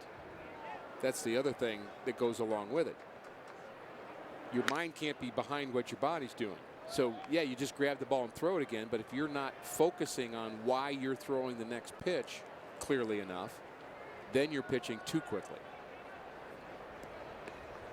Tony will give those signs to Yadier Molina, trying to control the running game.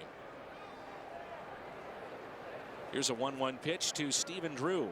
Change up in the air, deep right field. Berkman back with room on the track to put it away. We played 5 here in Arizona. Molina, McClellan, and Theriot coming up. Birds on top. Chris Carpenter getting the start in game number 2 tomorrow. What's on Tap is brought to you by Budweiser. Game 2 in the desert, Carpenter and Galarraga.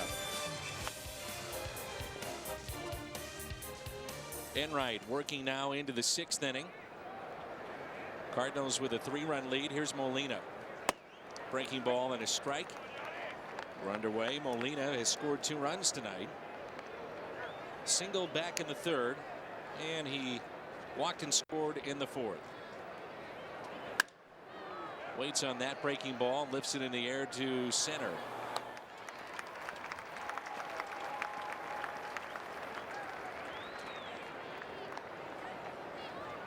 Rick, how great was it to get your first hit off of Nolan Ryan from Jesse in Illinois? As Scott McClellan can't get the weight off his bat, neither can Ryan Theriot. That's funny. Look at that. And you better get that weight off, because this is a guy that's really hitting well. He's asking if he can use his bat now. There we go. That's a veteran move. That's funny. So Nolan Ryan, huh? I am so glad that we got that question from New Baden. I can't think of a question I'd prefer to answer, frankly. It was a pretty awesome experience. How hard was he throwing? 94. I turned on it. There's an error by Stephen Drew. The ball bounced over Nolan Ryan's head after it hit the AstroTurf. The shortstop and the second baseman both dove for it, and it rolled out into center field and stopped on the AstroTurf before it got to the center fielder. And the next 3 Cardinal batters, Lonnie Smith, Ozzie Smith, and Willie McGee, all struck out while I was leading off at first base, which made me feel even better in some strange way. And I still have that baseball at home, Dan. You ought to come see it. I would assume that you would. I would hope that you would. I mean, and it really, it was an amazing thing to get your first big league hit. Now here's a situation with Theriot singled back in the 4th. Do you bunt here and put McClellan in scoring position? No. 1 out, runner at first. And you say that because? Well, I don't really like bunting with the pitcher as the runner. I think when you try to get a successful sacrifice bunt, you're putting a little bit of a burden on the runner to do a good job getting a good jump and getting down to second base. And I don't think he has the experience on the base pass to do it. Not that he's not an athlete. Kyle certainly is. But he just doesn't have the feel and the experience. He couldn't even get the donut off the bat, for goodness sakes. Sure.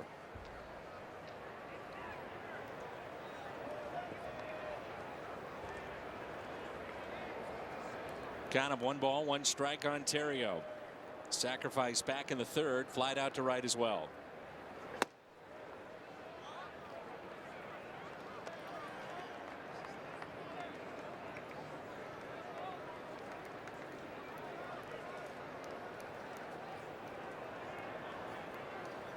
McClellan has such a short lead at first, as he should. In the air out to center. Young is back. He'll make the catch. McClellan was halfway, and he'll retreat to first. What happened to the old days when the pitchers would always get their jackets and wear those when they ran the bases? You don't see very many pitchers do that anymore. Well, I was looking, and I mean this seriously, I was looking at McClellan. Game time temperature was 78, and on his gray jersey you could see a lot of sweat, right? You know, and you wonder if that's just plenty for him just to stay warm. And a lot of times you'll see, especially a guy like Carpenter, he'll switch his jersey midway through games. Right. So lefty at the plate. Miranda, the first baseman, playing behind Cal McClellan, the runner. Colby, a pair of hits.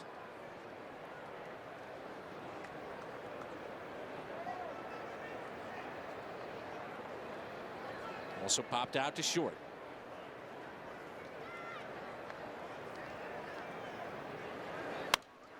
Chased that pitch and hits it into the upper deck above us, but bringing that up with McClellan, I mean, you get to a point where he's been on the bases a lot tonight. He's been running, hasn't had a lot of time to sit, so he's probably fine, but you're always talking about the arm.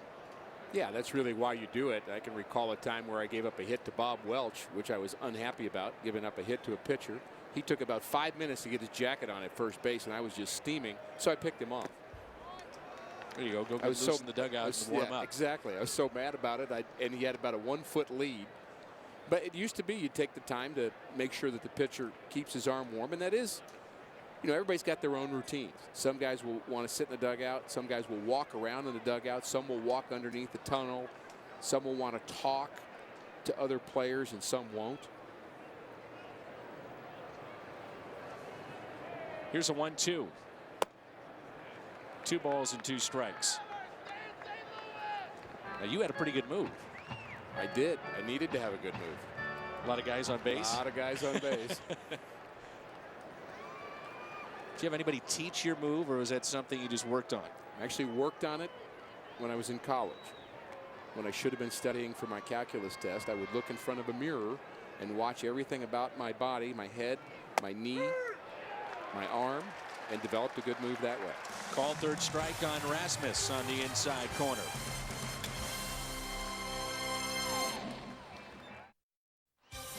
Cardinals baseball is brought to you by Jack in the Box, where you can get anything on the menu any time of day. By Kia Motors and by Steel. Are you ready for a steal? Take a look at the night for Kyle McClellan. A couple of strikeouts early on off-speed pitches. Threw up zeros early on. His offense came through for him, but he was really part of that offense. He had an RBI double in the 3rd inning, and he picked up another base hit in the 4th, and another RBI. This one a 2-out RBI. And the Cardinals had another run in that inning thanks to Ryan Theriot, and they lead 4-1.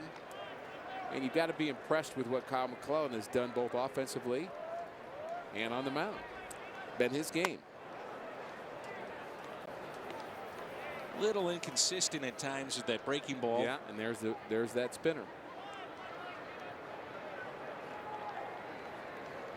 4-1 lead. Popped up. Good movement on the pitch. Molina over. Freese over. Better play for Freese to take it. He does for the 1st out. And Young is 1 for 3. And look at the struggles of the Cardinals so far. One of them has not been the starting rotation. A lot of quality starts from that rotation. If McClellan has one tonight, it'll be 7 out of 10 for the Cardinals in terms of quality starts. And really a couple of those other starts not so bad. Kyle Lohse gave up 4 runs in one of those outings, which makes it not a quality start, but he really pitched decently. And if the Cardinals had a little bit better offense, they could be 2 or 3 games over 500. Here's Montero, who's 0 for 2.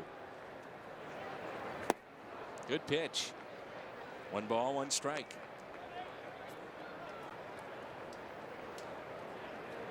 Here you are the 3rd time through a lineup, which is a much different aspect of the game for a starter. When you show your pitches earlier in a game, at what point do you do that? And that's why we say it's important for a starter to have multiple pitches. Out of the bullpen, you can be a 2-pitch pitcher. As a starter, you have to have 3 or 4 because you're going to have to face a guy 3 or 4 times.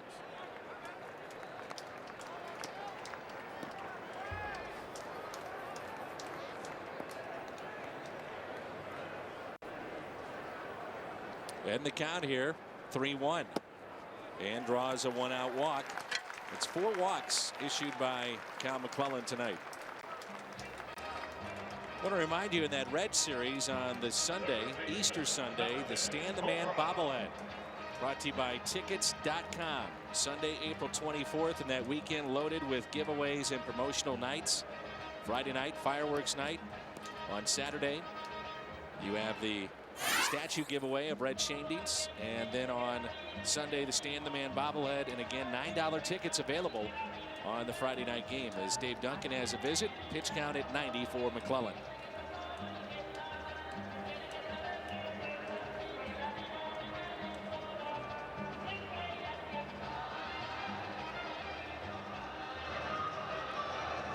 Augenstein starting to loosen in the Cardinal bullpen, number 22.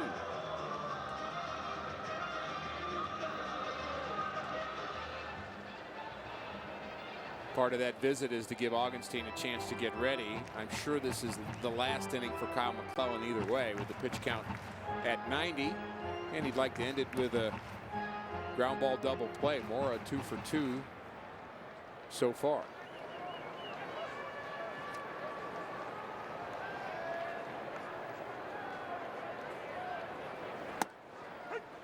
And a strike. Melvin Mora started with the Mets a number of years with Baltimore, last season with the Rockies.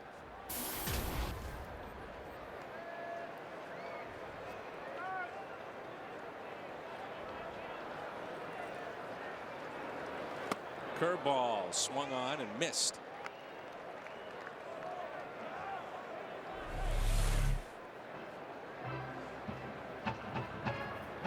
A little bit better release point. Still hanging a bit, Dan. I've seen his curveball sharper than that.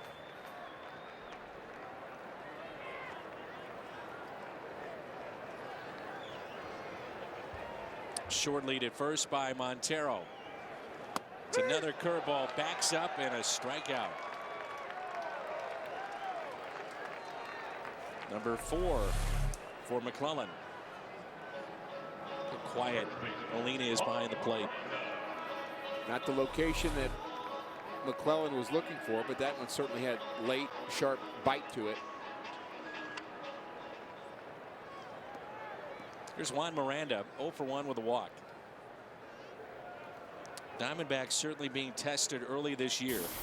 15 of their 18 first games that they have in their schedule are against teams that had a winning record in 2010. That's hammered into right field for a base hit.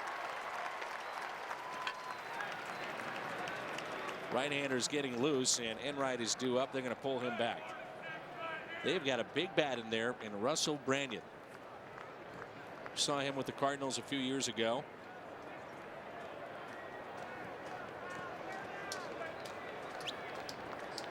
And there he is.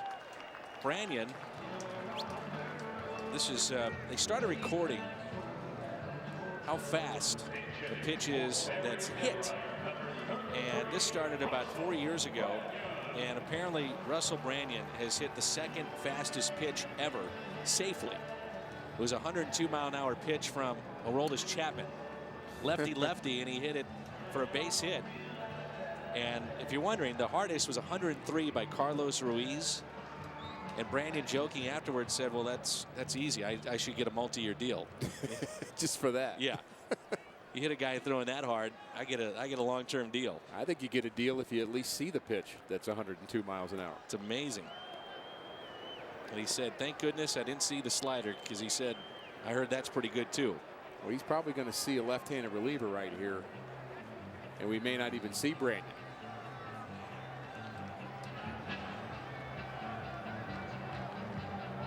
Talent has been getting loose in the bullpen. Xavier Nady is the danger hitter from the right side on their bench. So we may end up seeing Talent facing Nady in this situation after all the stallings is said and done.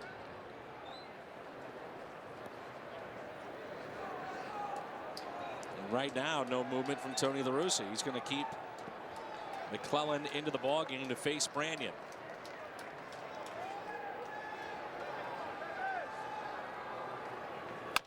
Branyan rolls over on it. Pujols stays down on it. Flips to McClellan, and Kyle gets out of the inning unscathed. Albert leads it off when we come back.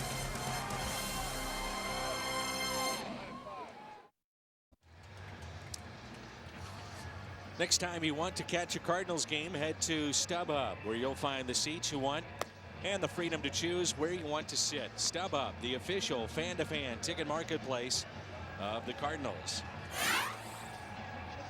Kyle McClellan escapes that 6th inning.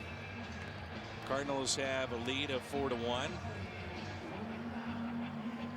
And we turn to our Chevy call to the bullpen. Sam Demmel out of Channelview, Texas. 6 foot, 200-pound right-hander, 25 years old. Again, it's our Chevy call to the bullpen. Diamondbacks got him in a trade with the Oakland A's for Connor Jackson. You remember the outfielder here that had a couple of big games against the Cardinals with offensively, and spent a lot of the season here in Arizona. 37 games last year, ERA over 5. And he's got a tough assignment, even though that assignment is batting about 140. First pitch to Pujols, a slider and a strike. Pujols first time up, grounded into a 5-4-3 double play. In the third, he lined out to left. In the fourth, he had the bases loaded and flied out to right. The 0-1 pitch to Albert Pujols.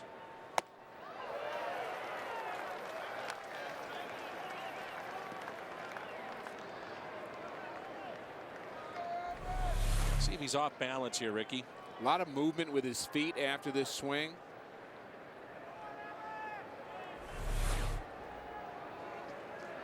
The 0-2. Really see it from a different angle, but he was open on that swing as well, and that's really the thing you could see from directly behind home plate is Albert opening up with his front half. His feet were a little quieter than I thought they were on the initial swing. Certainly a violent swing, but Albert just not quite right on the timing.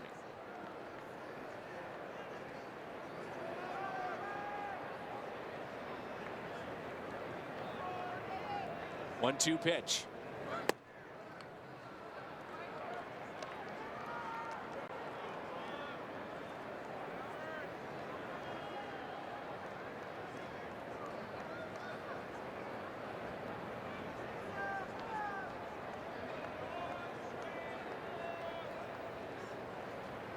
Two-two. Pujols strikes out.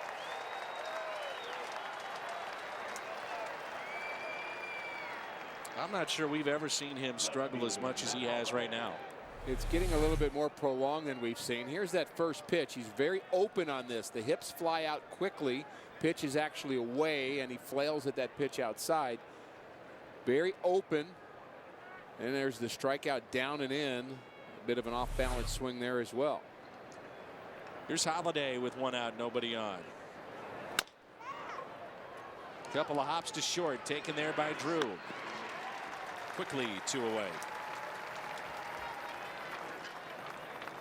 2 outs. It brings in Berkman, who's 0 for 3 tonight.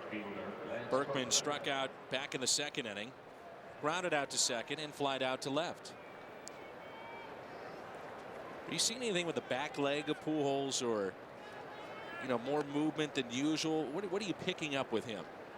Really am not seeing anything terribly out of the ordinary. We've seen him go through some streaks where you see a lot of movement with his feet where he's way off balance, maybe lunging at the ball, and it's not so much that to me. I mean, those streaks we've seen, but he seems to have a fairly normal approach that we've seen in the past. He's just not maybe seeing the ball very well. Certainly doesn't seem too tense, does he? And I do like that. I like the fact that he's not getting overly frustrated. And of course, Mark McGwire is taking on the role of being his eyes right now, trying to spot anything he can in his star hitter that might help him get back on track.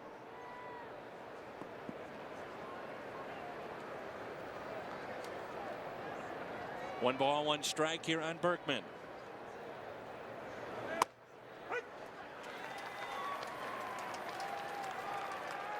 Lance now at 194 on the year. He has had a rough day at the plate. You noted wasn't really swinging at good pitches. Now strikeout, weak bounce out to second. In the air, opposite field. At the track, it's at the wall, and that ball is gone. Lance Berkman, his first as a Cardinal, an opposite field home run. And the Cardinals lead it 5-1. I guess we can say that at bat was a bit better.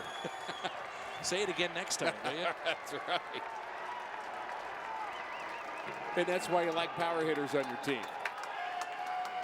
They can look bad for a couple of at-bats and still do some damage.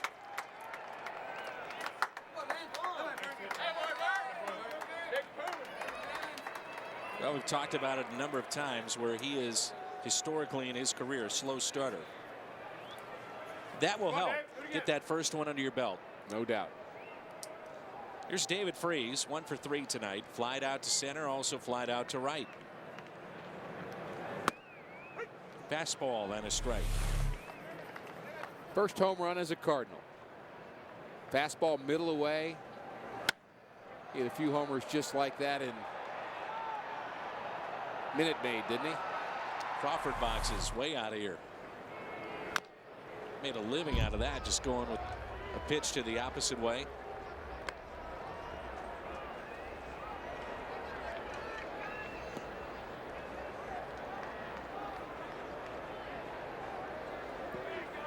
Nice to see the players smiling a bit more.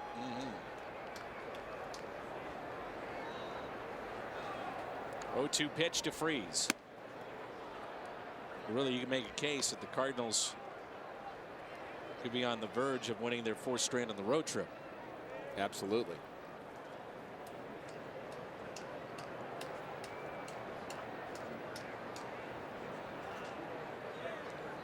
Here's a 1-2 to David Freese. Reaches forward and a base hit into right. 2-hit night for David.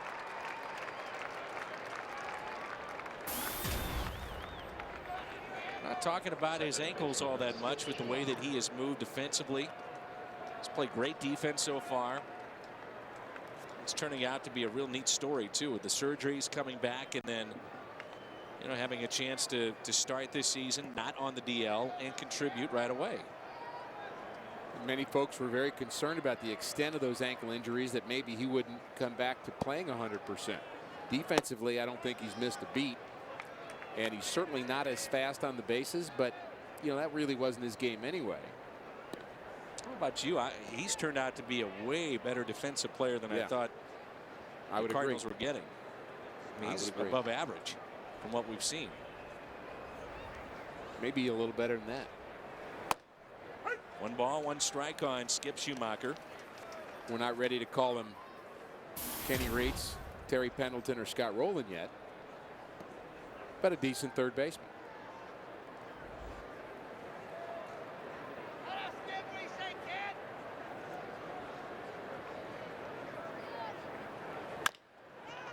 Chopper up the middle.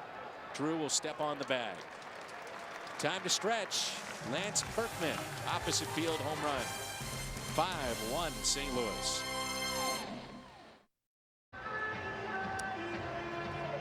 Five to 1, the Cardinals with a lead. Opposite field home run for Lance Berkman.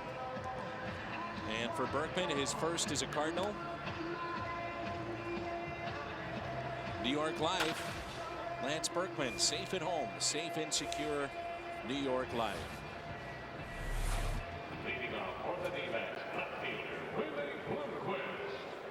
Top of the lineup for Arizona, and a new pitcher in for the Cardinals.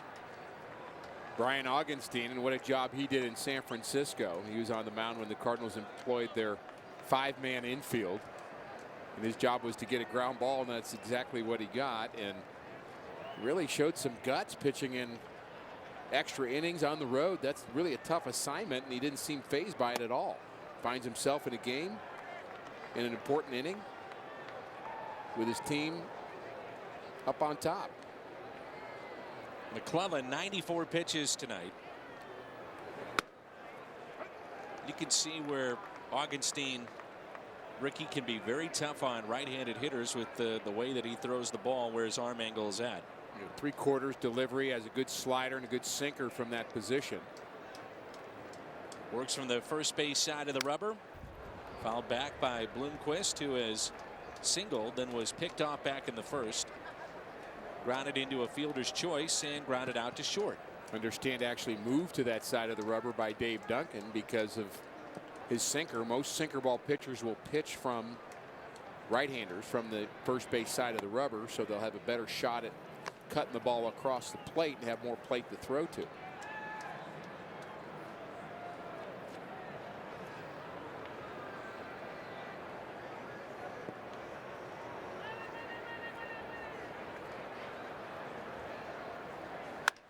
Got him to reach. Popped up on the outfield grass. Schumacher for the first out.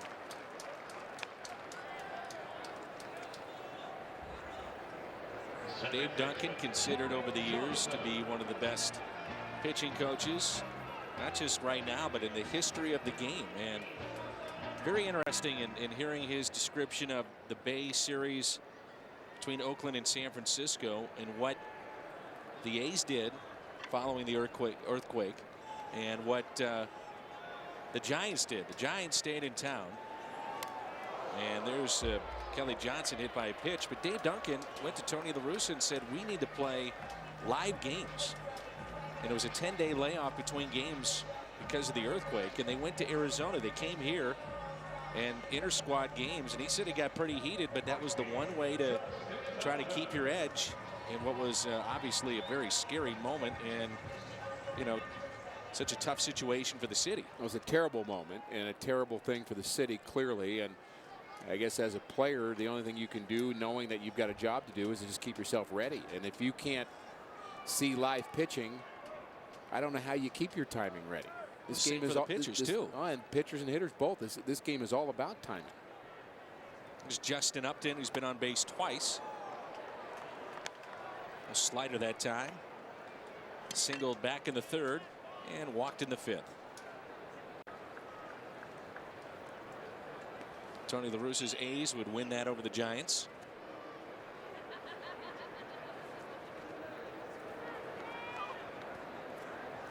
Cardinals have turned a double play tonight. Back in the fourth. Those same A's that saw Kirk Gibson hit a home run off of Dennis Eckersley in 1988. 1989, following year. It was some intimidating team, let me tell you.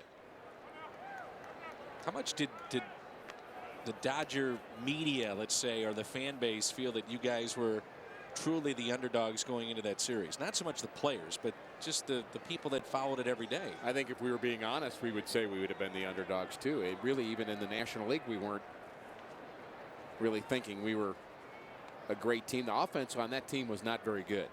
Our shortstop hit 199. Alfredo Griffin. How would you compare Tommy Lasorda to Tony La Russa, if at all? Boy, that's an interesting comparison. You know, having played for Tommy and Whitey, the comparison I have with those two is that Whitey was tactical and Tommy was emotional. And I would say that Tony La Russa is somewhere, some kind of a hybrid between those two. There are times where he's tactical and there's time where Tony manages with his emotions as well. But all three of them very prepared managers in different ways. Tommy loved the pregame pep talk. He was the motivator. So what was that talk like before the World Series? Well, the talk before the World Series, he actually brought in Don Rickles to give it.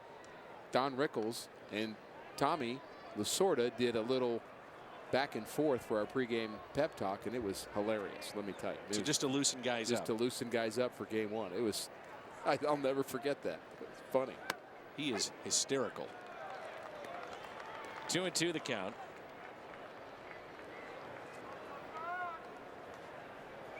Now, many people would know or remember that Kirk Gibson was drafted in the NFL by the St. Louis Cardinals. Two-sport career at Michigan State. 2-2 pitch.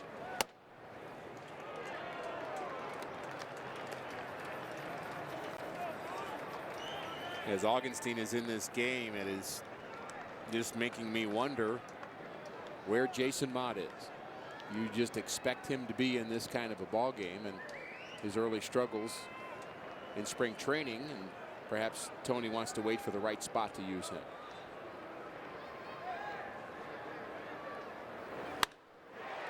In the air, deep left. One hop over the wall. The Cardinals may have caught a break there with a ground rule double.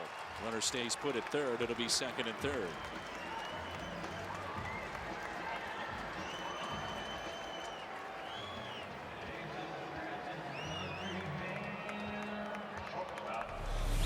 Not a very sharp breaking ball here. It just kind of sits in the middle of the plate.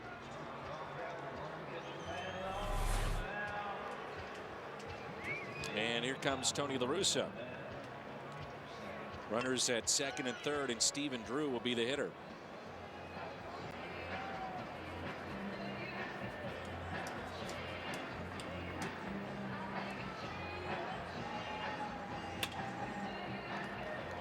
We'll step aside. Cardinals leading 5-1. Drew coming up when we come back. Sonic game recap. Kyle McClellan, 6 innings, 7 hits. He could be the winner here tonight. Enright, their starter, 6 innings, 9 hits. And Lance Berkman, first home run with the Redbirds. That's a look at your game recap brought to you by Sonic. Among left-handed pitchers, Trevor Miller, 541 appearances over the last 8 seasons. So he's pretty familiar with spots like this. Perfect spot for him. Tough on left-handers. And this is a left-hander that you're not going to pinch hit for. He's one of your guns. You're going to keep him in. And, you know, he hangs in pretty good against left-handers. He is a very professional hitter, Stephen Drew. Pesky kind of player. There have been times where I wish the Cardinals had Stephen Drew. Sure, you remember when JD was around, Stephen was in high school, and he would work out with the Cardinals before BP. A few times I drove to the park with JD, and Dirt is what we called Stephen as a high school kid. That was his nickname, and that's the only thing JD calls him is Dirt. And Jose Oquendo would work with him on ground balls. Ronald scores. Schumacher to his left to make the play.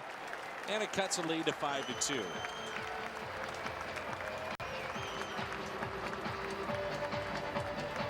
So the hit batsman, Kelly Johnson, comes around to score.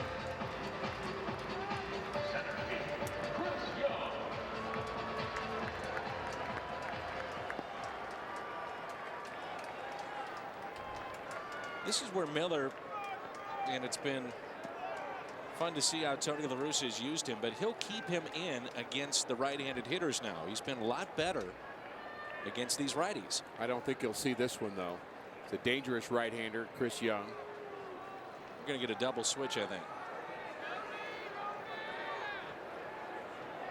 Trevor Miller comes in and gets the out.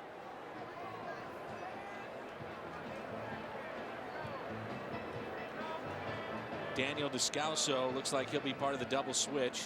He is. He'll take over at third for David Freese. We've wondered where Jason Mott is. There he is, right there.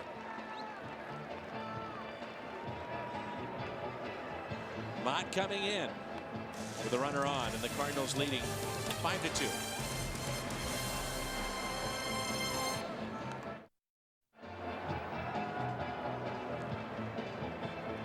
Scene for the All-Star game this year, Chase Field in Arizona. Glad you're with us. Rick Gordon, Dan McLaughlin, and now Jason Mott comes in for the Redbirds. Only a couple of appearances so far. We mentioned he had a rough spring training. He's got the high octane mid-90s. Seems to me that he's dropped his arm angle down just a bit this year. We'll be looking for that over the course of the season, trying to get a little extra movement perhaps. Continuing to try to develop that second and third pitch. Daniel Descalso takes over at third base as part of the double switch. Blew it right by him at 96. Jason Mott, 19th round pick back in 2003, and at that point in time of his career he was a catcher. Now he just rears back and lets loose. He was a catcher throwing 96. Yes.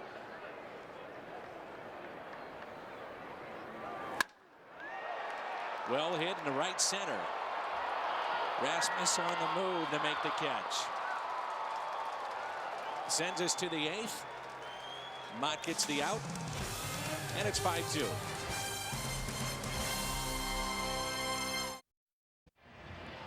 Yadier Molina and the Cardinals leading 5-2. Top of the 8th rolls in here at Chase Field in Arizona. The Cardinals have lost 2 series to National League West teams so far this year. San Diego and San Francisco.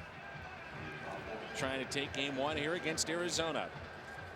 Losing series is something that Tony La Russa likes to talk about from year to year. Any Cardinal fan who's followed Tony's logic over the last 16 years knows that that's what he preaches, and Cardinals haven't done very well at that so far. Just win series is what he says, and at the end of the season you'll have a good year. Could have won San Diego. Probably should have won San Francisco. Cardinals, if they can win tonight, they would go to 4-6. Molina shoots one foul, and we're underway here in the 8th. Yadi tonight singled and scored. 3rd inning. Walked and scored in the 4th and flied out to center. Losing the Pittsburgh series was tough at home. At that time, they really looked down. Oh, I agree. Even though it was early.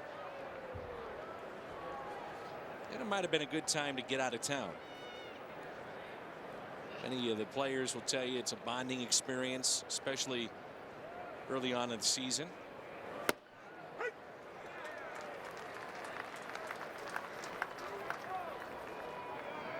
Oh, 0-2.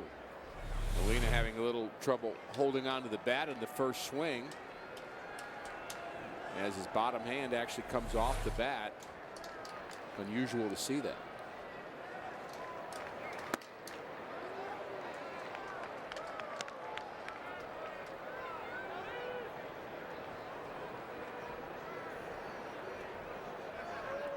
Molina sporting a few more tattoos this year.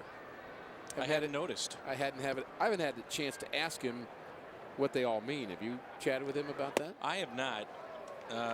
Somebody was saying though he's would like to keep those private. Okay, then I won't ask him. But I have not asked him personally, which is different. Right. Maybe he'll give us the answer.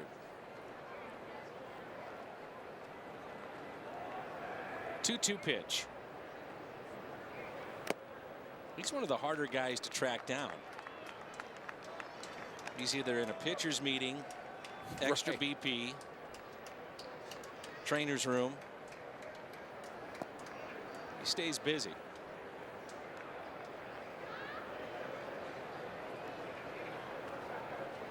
Full count on Molina. And he strikes out. Second strikeout for this right-hander. Third baseman Daniel Descalso. Part of the double switch, Daniel Descalso is in. He was telling me the other day what a thrill it was for him to have a chance to go back to the Bay Area.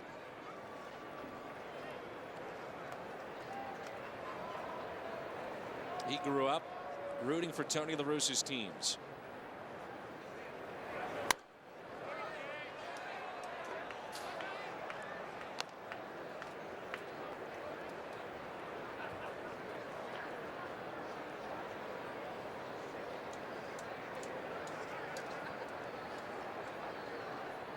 Said he could imitate any of the stances of the Oakland A's. 0-1 pitch. Slices this down the left field line. This could be trouble and a foul ball. 0-2. He and John Jay are roommates back in St. Louis. Haven't purchased that home just yet. I can see that. Those are, I'd say they're both perfect young players to have on a team. That's how I would describe both those guys. Attitude wise, there's something about each one of those guys that you see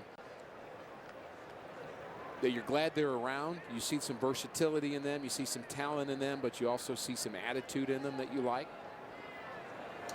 Scrappiness. Taken there by Miranda. 2 outs. Tell you, there's nothing worse, Dan, than having guys on the bench that aren't good guys. I mean, they just annoy you beyond belief, complain about not playing,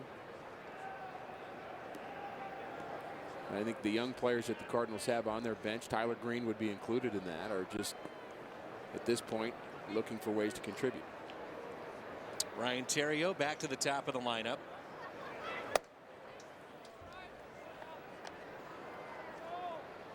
Over the course of this season, maybe a concern for Tony La Russa and John Mozeliak will be a lack of power coming off that bench. Well, Alan Craig could solve that.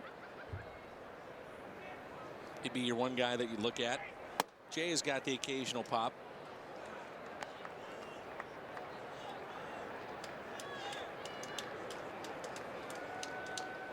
Two 2-0 the count, 2 outs and nobody on. Tyler Green has occasional pop. He hasn't played much at all. On the ground is second. Kelly Johnson with it. Miguel Montero leads it off when we come back. 5-2 Redbirds. Cardinals baseball is brought to you by Budweiser. Great times are waiting. Grab some buds. By Bank of America. Cardinals banking only at Bank of America. And by AT&T. Rick Horton, Dan McLaughlin with you. Gorgeous night for baseball here in Arizona. Mott got the final out of the bottom of the 7th. He'll start the 8th, and Miguel Montero leads it off. Last inning, it looks like he has his velocity back. 96 miles an hour for Mott. We'll see if he can bring the heat here in the 8th inning. Montero is 0 for 2 with a walk. Skies one into right center. High fly ball to Colby Rasmus. One away. Good start.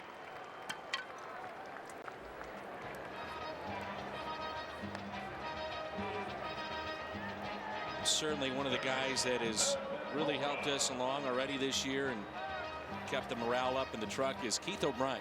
And without Keith, you'd wonder where this telecast might be. Does a great job. More of a guy that you depend on for moral support. Melvin Moore will be the hitter. 96 on the gun, and it's taken inside. 5-2 Cardinals. Redbirds picked up a run in the 3rd, 3 in the 4th, and another in the 7th. They've out-hit Arizona 11-8 in this game.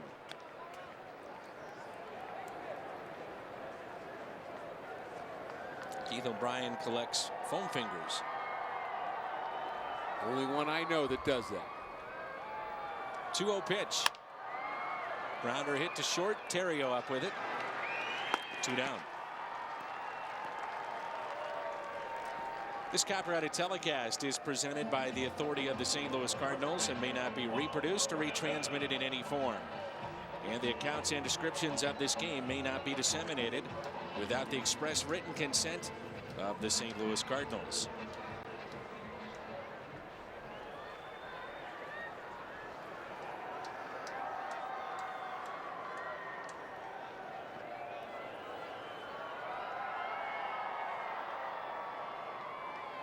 Here's Miranda. Talked to Jason Mott the other day. I asked him, I said, what are you screaming into your hat? Or when you come in from the bullpen, he puts his hat down on his face. Right. And he said, I've been asked this before. He said, I have no idea.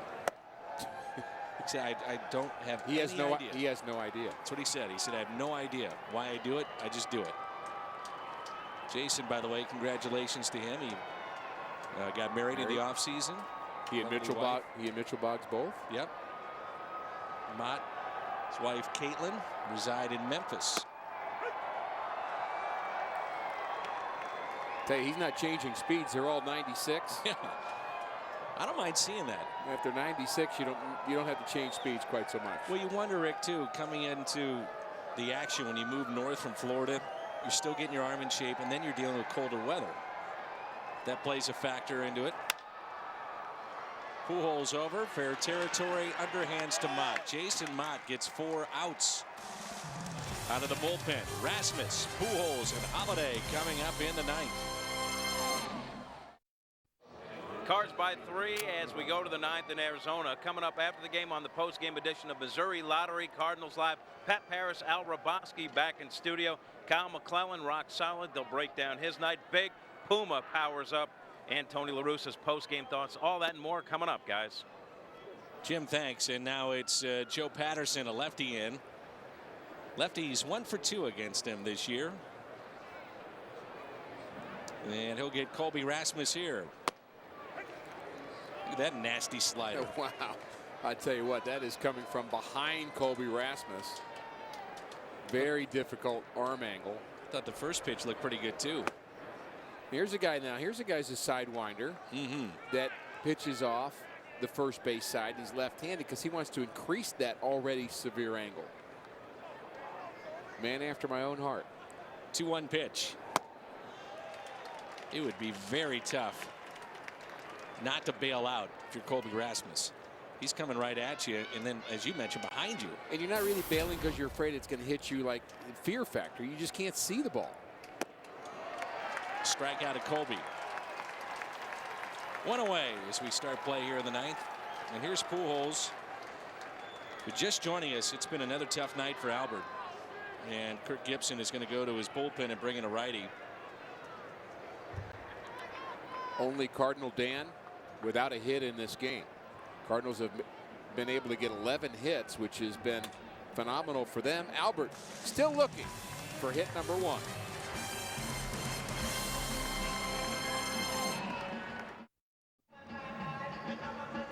Well, here is Juan Gutierrez, charged with 4 runs, 3 of those earned, 2 hits and a walk and a strikeout, third of an inning on Saturday against the Reds.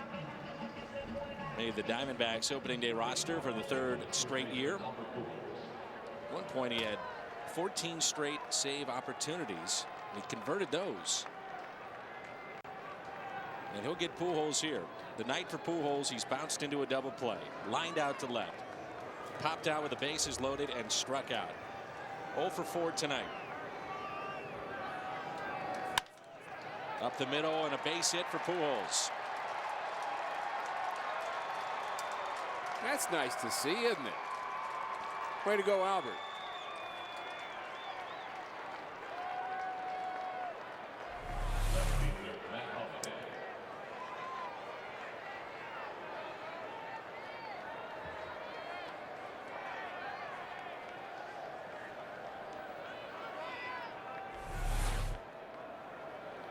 Brings in Matt Holliday.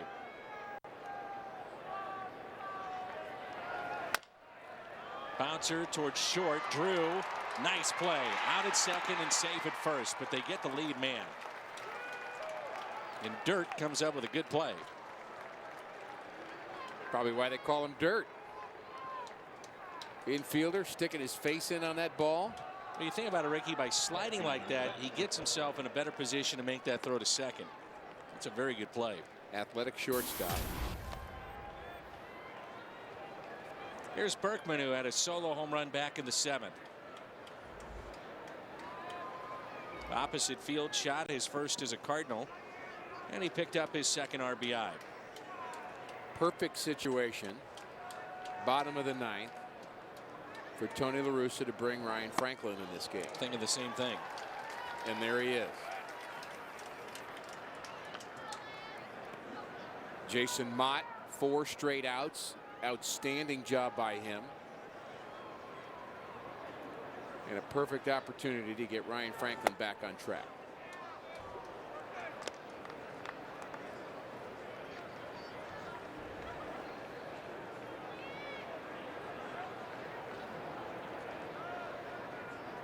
One ball, 1 strike with 2 outs. 94 on that pitch.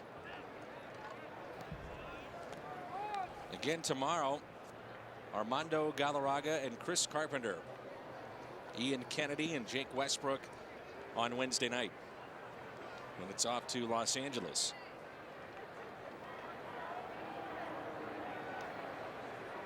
The 2-1. Berkman again opposite way. Slicing, will it stay fair? You bet! Into the bullpen. 2 home runs tonight for Lance Berkman. A slicing opposite field home run for Berkman. 3 RBIs tonight. 2 home runs. And the Cardinals lead it 7-2. There goes your perfect save opportunity for Ryan Franklin, but I think the Cardinal fans and all of us are much happier with the 2 extra runs. Lance Berkman showing he still has some power the other way. A lot of questions about whether or not he still has the bat speed, but he certainly still has the power. Number 15, John Jay. Ricky, he was telling me the other day that his dad at the age of 5 started him switch hitting. And the way that he did it was by hanging a tire from his tree in his backyard. And he would take 50 swings right-handed, 50 swings left-handed. And his dad said, you're not going to play T-ball. We're going to start by just underhanding the ball, and then you're going to play baseball. And I think it's worked out pretty well. I think Dad knew what he was talking about. 7-2 Cardinals. Berkman a big night. John Jay unloads into deep right. Back to back. John Jay.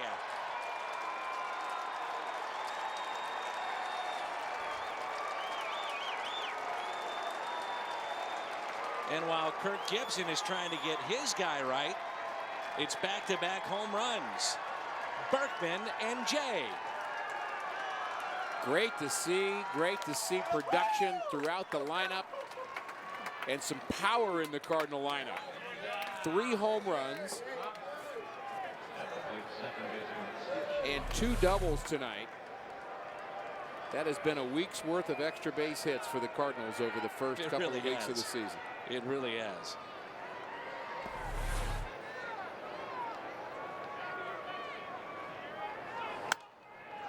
Fouled away by Skip Schumacher. Real concern for the Diamondbacks as Mitchell Boggs is getting loose. Coming into the season was their bullpen. They revamped their bullpen. It was not a strength a year ago. And if you're Kirk Gibson, you're a little concerned with Gutierrez here. Well, he's been a workhorse the last couple of years. You mentioned he's had 2 full seasons with the Diamondbacks and did some closing for them last year. But the ERA was high. You add Aaron Heilman to the mix, and he's a guy that, you know, we've seen him good, but we've also seen him have some rough years. J.J. Putz, who had 40 saves in 07 with the Mariners, he's here now. He is their closer and has had 3 saves early on.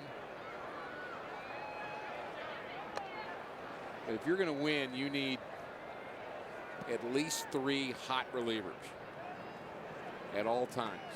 They can be different guys throughout the season, but you've got to have pitchers that can shut the door. Schumacher retired. The Cardinals 14 hits tonight. They had 3 more on here in the ninth. It's 8-2.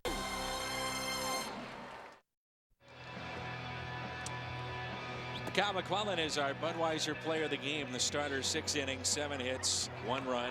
That was earned, 4 walks, and he struck out 4. A lot of choices for our potential player of the game tonight. Yeah, we've seen Kyle McClellan sharper, but he certainly battled. Only 7 hits in his 6 innings, and really the only number that matters, just 1 earned run in those 6 innings. He did walk 4 batters. Mitchell Boggs takes over for the Cardinals. He's their 5th pitcher of the night, and you really have to credit, you mentioned other heroes, Trevor Miller and Jason Mott got some very important outs when this game was closer. Miller came on with a couple runners aboard in the 7th inning, got a ground out, Stephen Drew, and then Jason Mott retired all 4 of his runners. And those were very, very big outs in this game. Ryan Roberts will pinch hit. You know, Lance Berkman had 154 career games since he broke in as a rookie in 1999 against the Cardinals. Ricky had 39 home runs against St. Louis, 118 RBIs. And tonight he's got a pair of home runs for St. Louis. He was even better in postseason play. Wasn't quite Carlos Beltran good wearing a Houston uniform, but pretty darn good. There's some great battles in 2004 and 05, Houston and St. Louis. Oh, you bet there were. Alan Craig and Skip Schumacher, the last to do it prior to tonight. Back-to-back home runs, and tonight it's Berkman and Jay.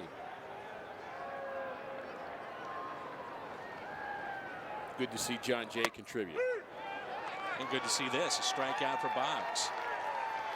You know, you were talking about the bench with guys like Jay and Descalso, who are new to the big leagues and have been everyday players in the minor leagues. Not an easy thing to do, to come up and learn at this level and learn how to be a bench player. And it's a lot more fun to learn how to be a bench player when your team's playing well and you're a part of it. And that's what's so good about this game, at least thus far tonight, is that everybody's a part of what appears to be a Cardinal victory. And in John Jay's case, he's actually made a contribution.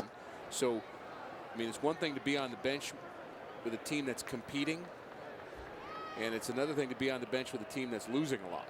Just does not teach you well, number one, and it's just not that much fun, number two. Not saying this year, but does Boggs have the mentality and the stuff to, at some point in his career, be a closer? A lot of people talk about that. Mentality, I don't know well enough to answer. Stuff, I do know well enough to answer yes. He's throwing hard with pretty good movement and sink. Throws nearly as hard, if not equally as hard, as Jason Motte, but he has more movement than he has. He has a sharper slider. He throws, in my opinion, Hall of Fame pitches 3 or 4 in a row, and then he hangs one and gives up a run. And that's kind of the type of pitcher he is. I mean, he can be nasty, nasty. He was telling me the other day that if he wasn't a Major League Baseball player, I said, well, what would you be doing? He said, well, I'd be in the NFL. I'd be a quarterback, which he was in college as well. Been blessed with that great arm. 2-2 pitch. That is 94 sinking. Incredibly difficult to get a good part of the bat on that pitch. It's just almost impossible to hit that ball hard. And the key is repeat it. Do it again. Here's the breaking ball. It's a pitch he's really been working on since the beginning of spring training, trying to sharpen up the breaking ball and be a little bit better with his accuracy and location. And I'd like to see him be a little bit more consistent with the quality of those breaking balls. Occasionally he has the nasty one. Again, 50% of the time, however. Needs to be 90% of the time.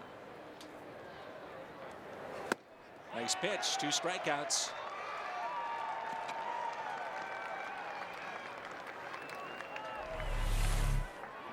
Great location, down and away.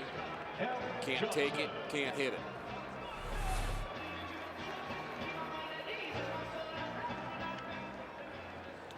Diamondbacks are down to their final out, trailing 8-2.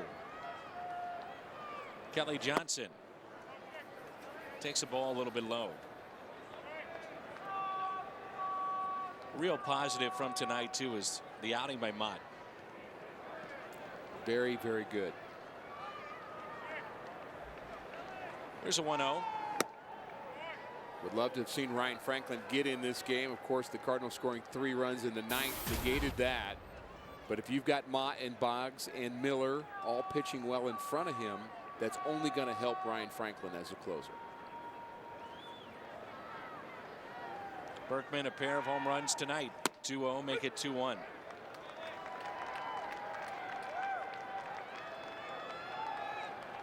These veterans, they don't worry too much when they look up after a couple of weeks and they're hitting 180. Does that look like the face of a guy that's worried? Not at all.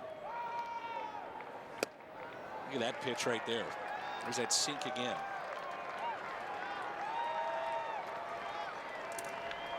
Down to their final strike.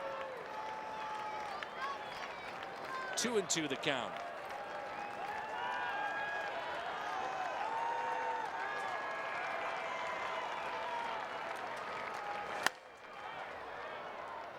Boggs trying to strike out the side to end this game.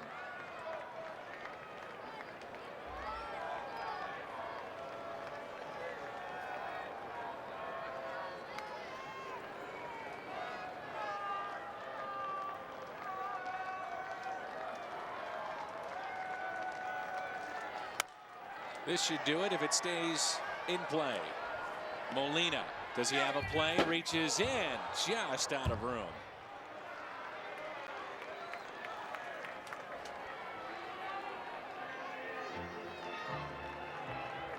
See the gold on the chest protector as well as the glove. He's really disappointed he didn't make this play. Got himself in perfect position to do so, just ran out of room. The effort was great. I don't know how you can be disappointed. That just shows what kind of gamer he is. Two balls and 2 strikes. Wants to catch that last pop up, make a good play for his pitcher. How about a strikeout instead? That'll do it. Boggs comes in and strikes out the side, and the Cardinals take game 1 of the series by the final of 8-2. John Jay a home run tonight. Lance Berkman with a pair. Cardinals win it 8-2.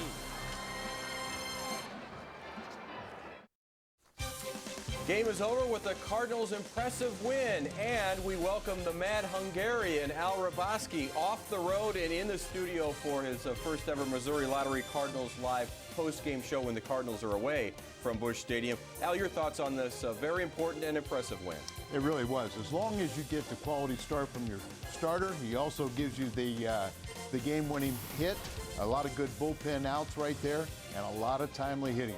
Those were remarkable, and it's nice to see. It certainly was. More from Al coming up. Plus, the Cardinal offense coming out swinging on Sunday in San Francisco, and they did pack their hot bats and taking them down to the desert for Game 1 against the D-backs. Kyle McClellan on the bump for the second time as a starter. He is able to cage the Snakes and make 2 quality starts in a row. Plus, it's back to Arizona. We'll get you Tony La Russa's post-game thoughts and player reaction. Happy National Cheese Fondue Day.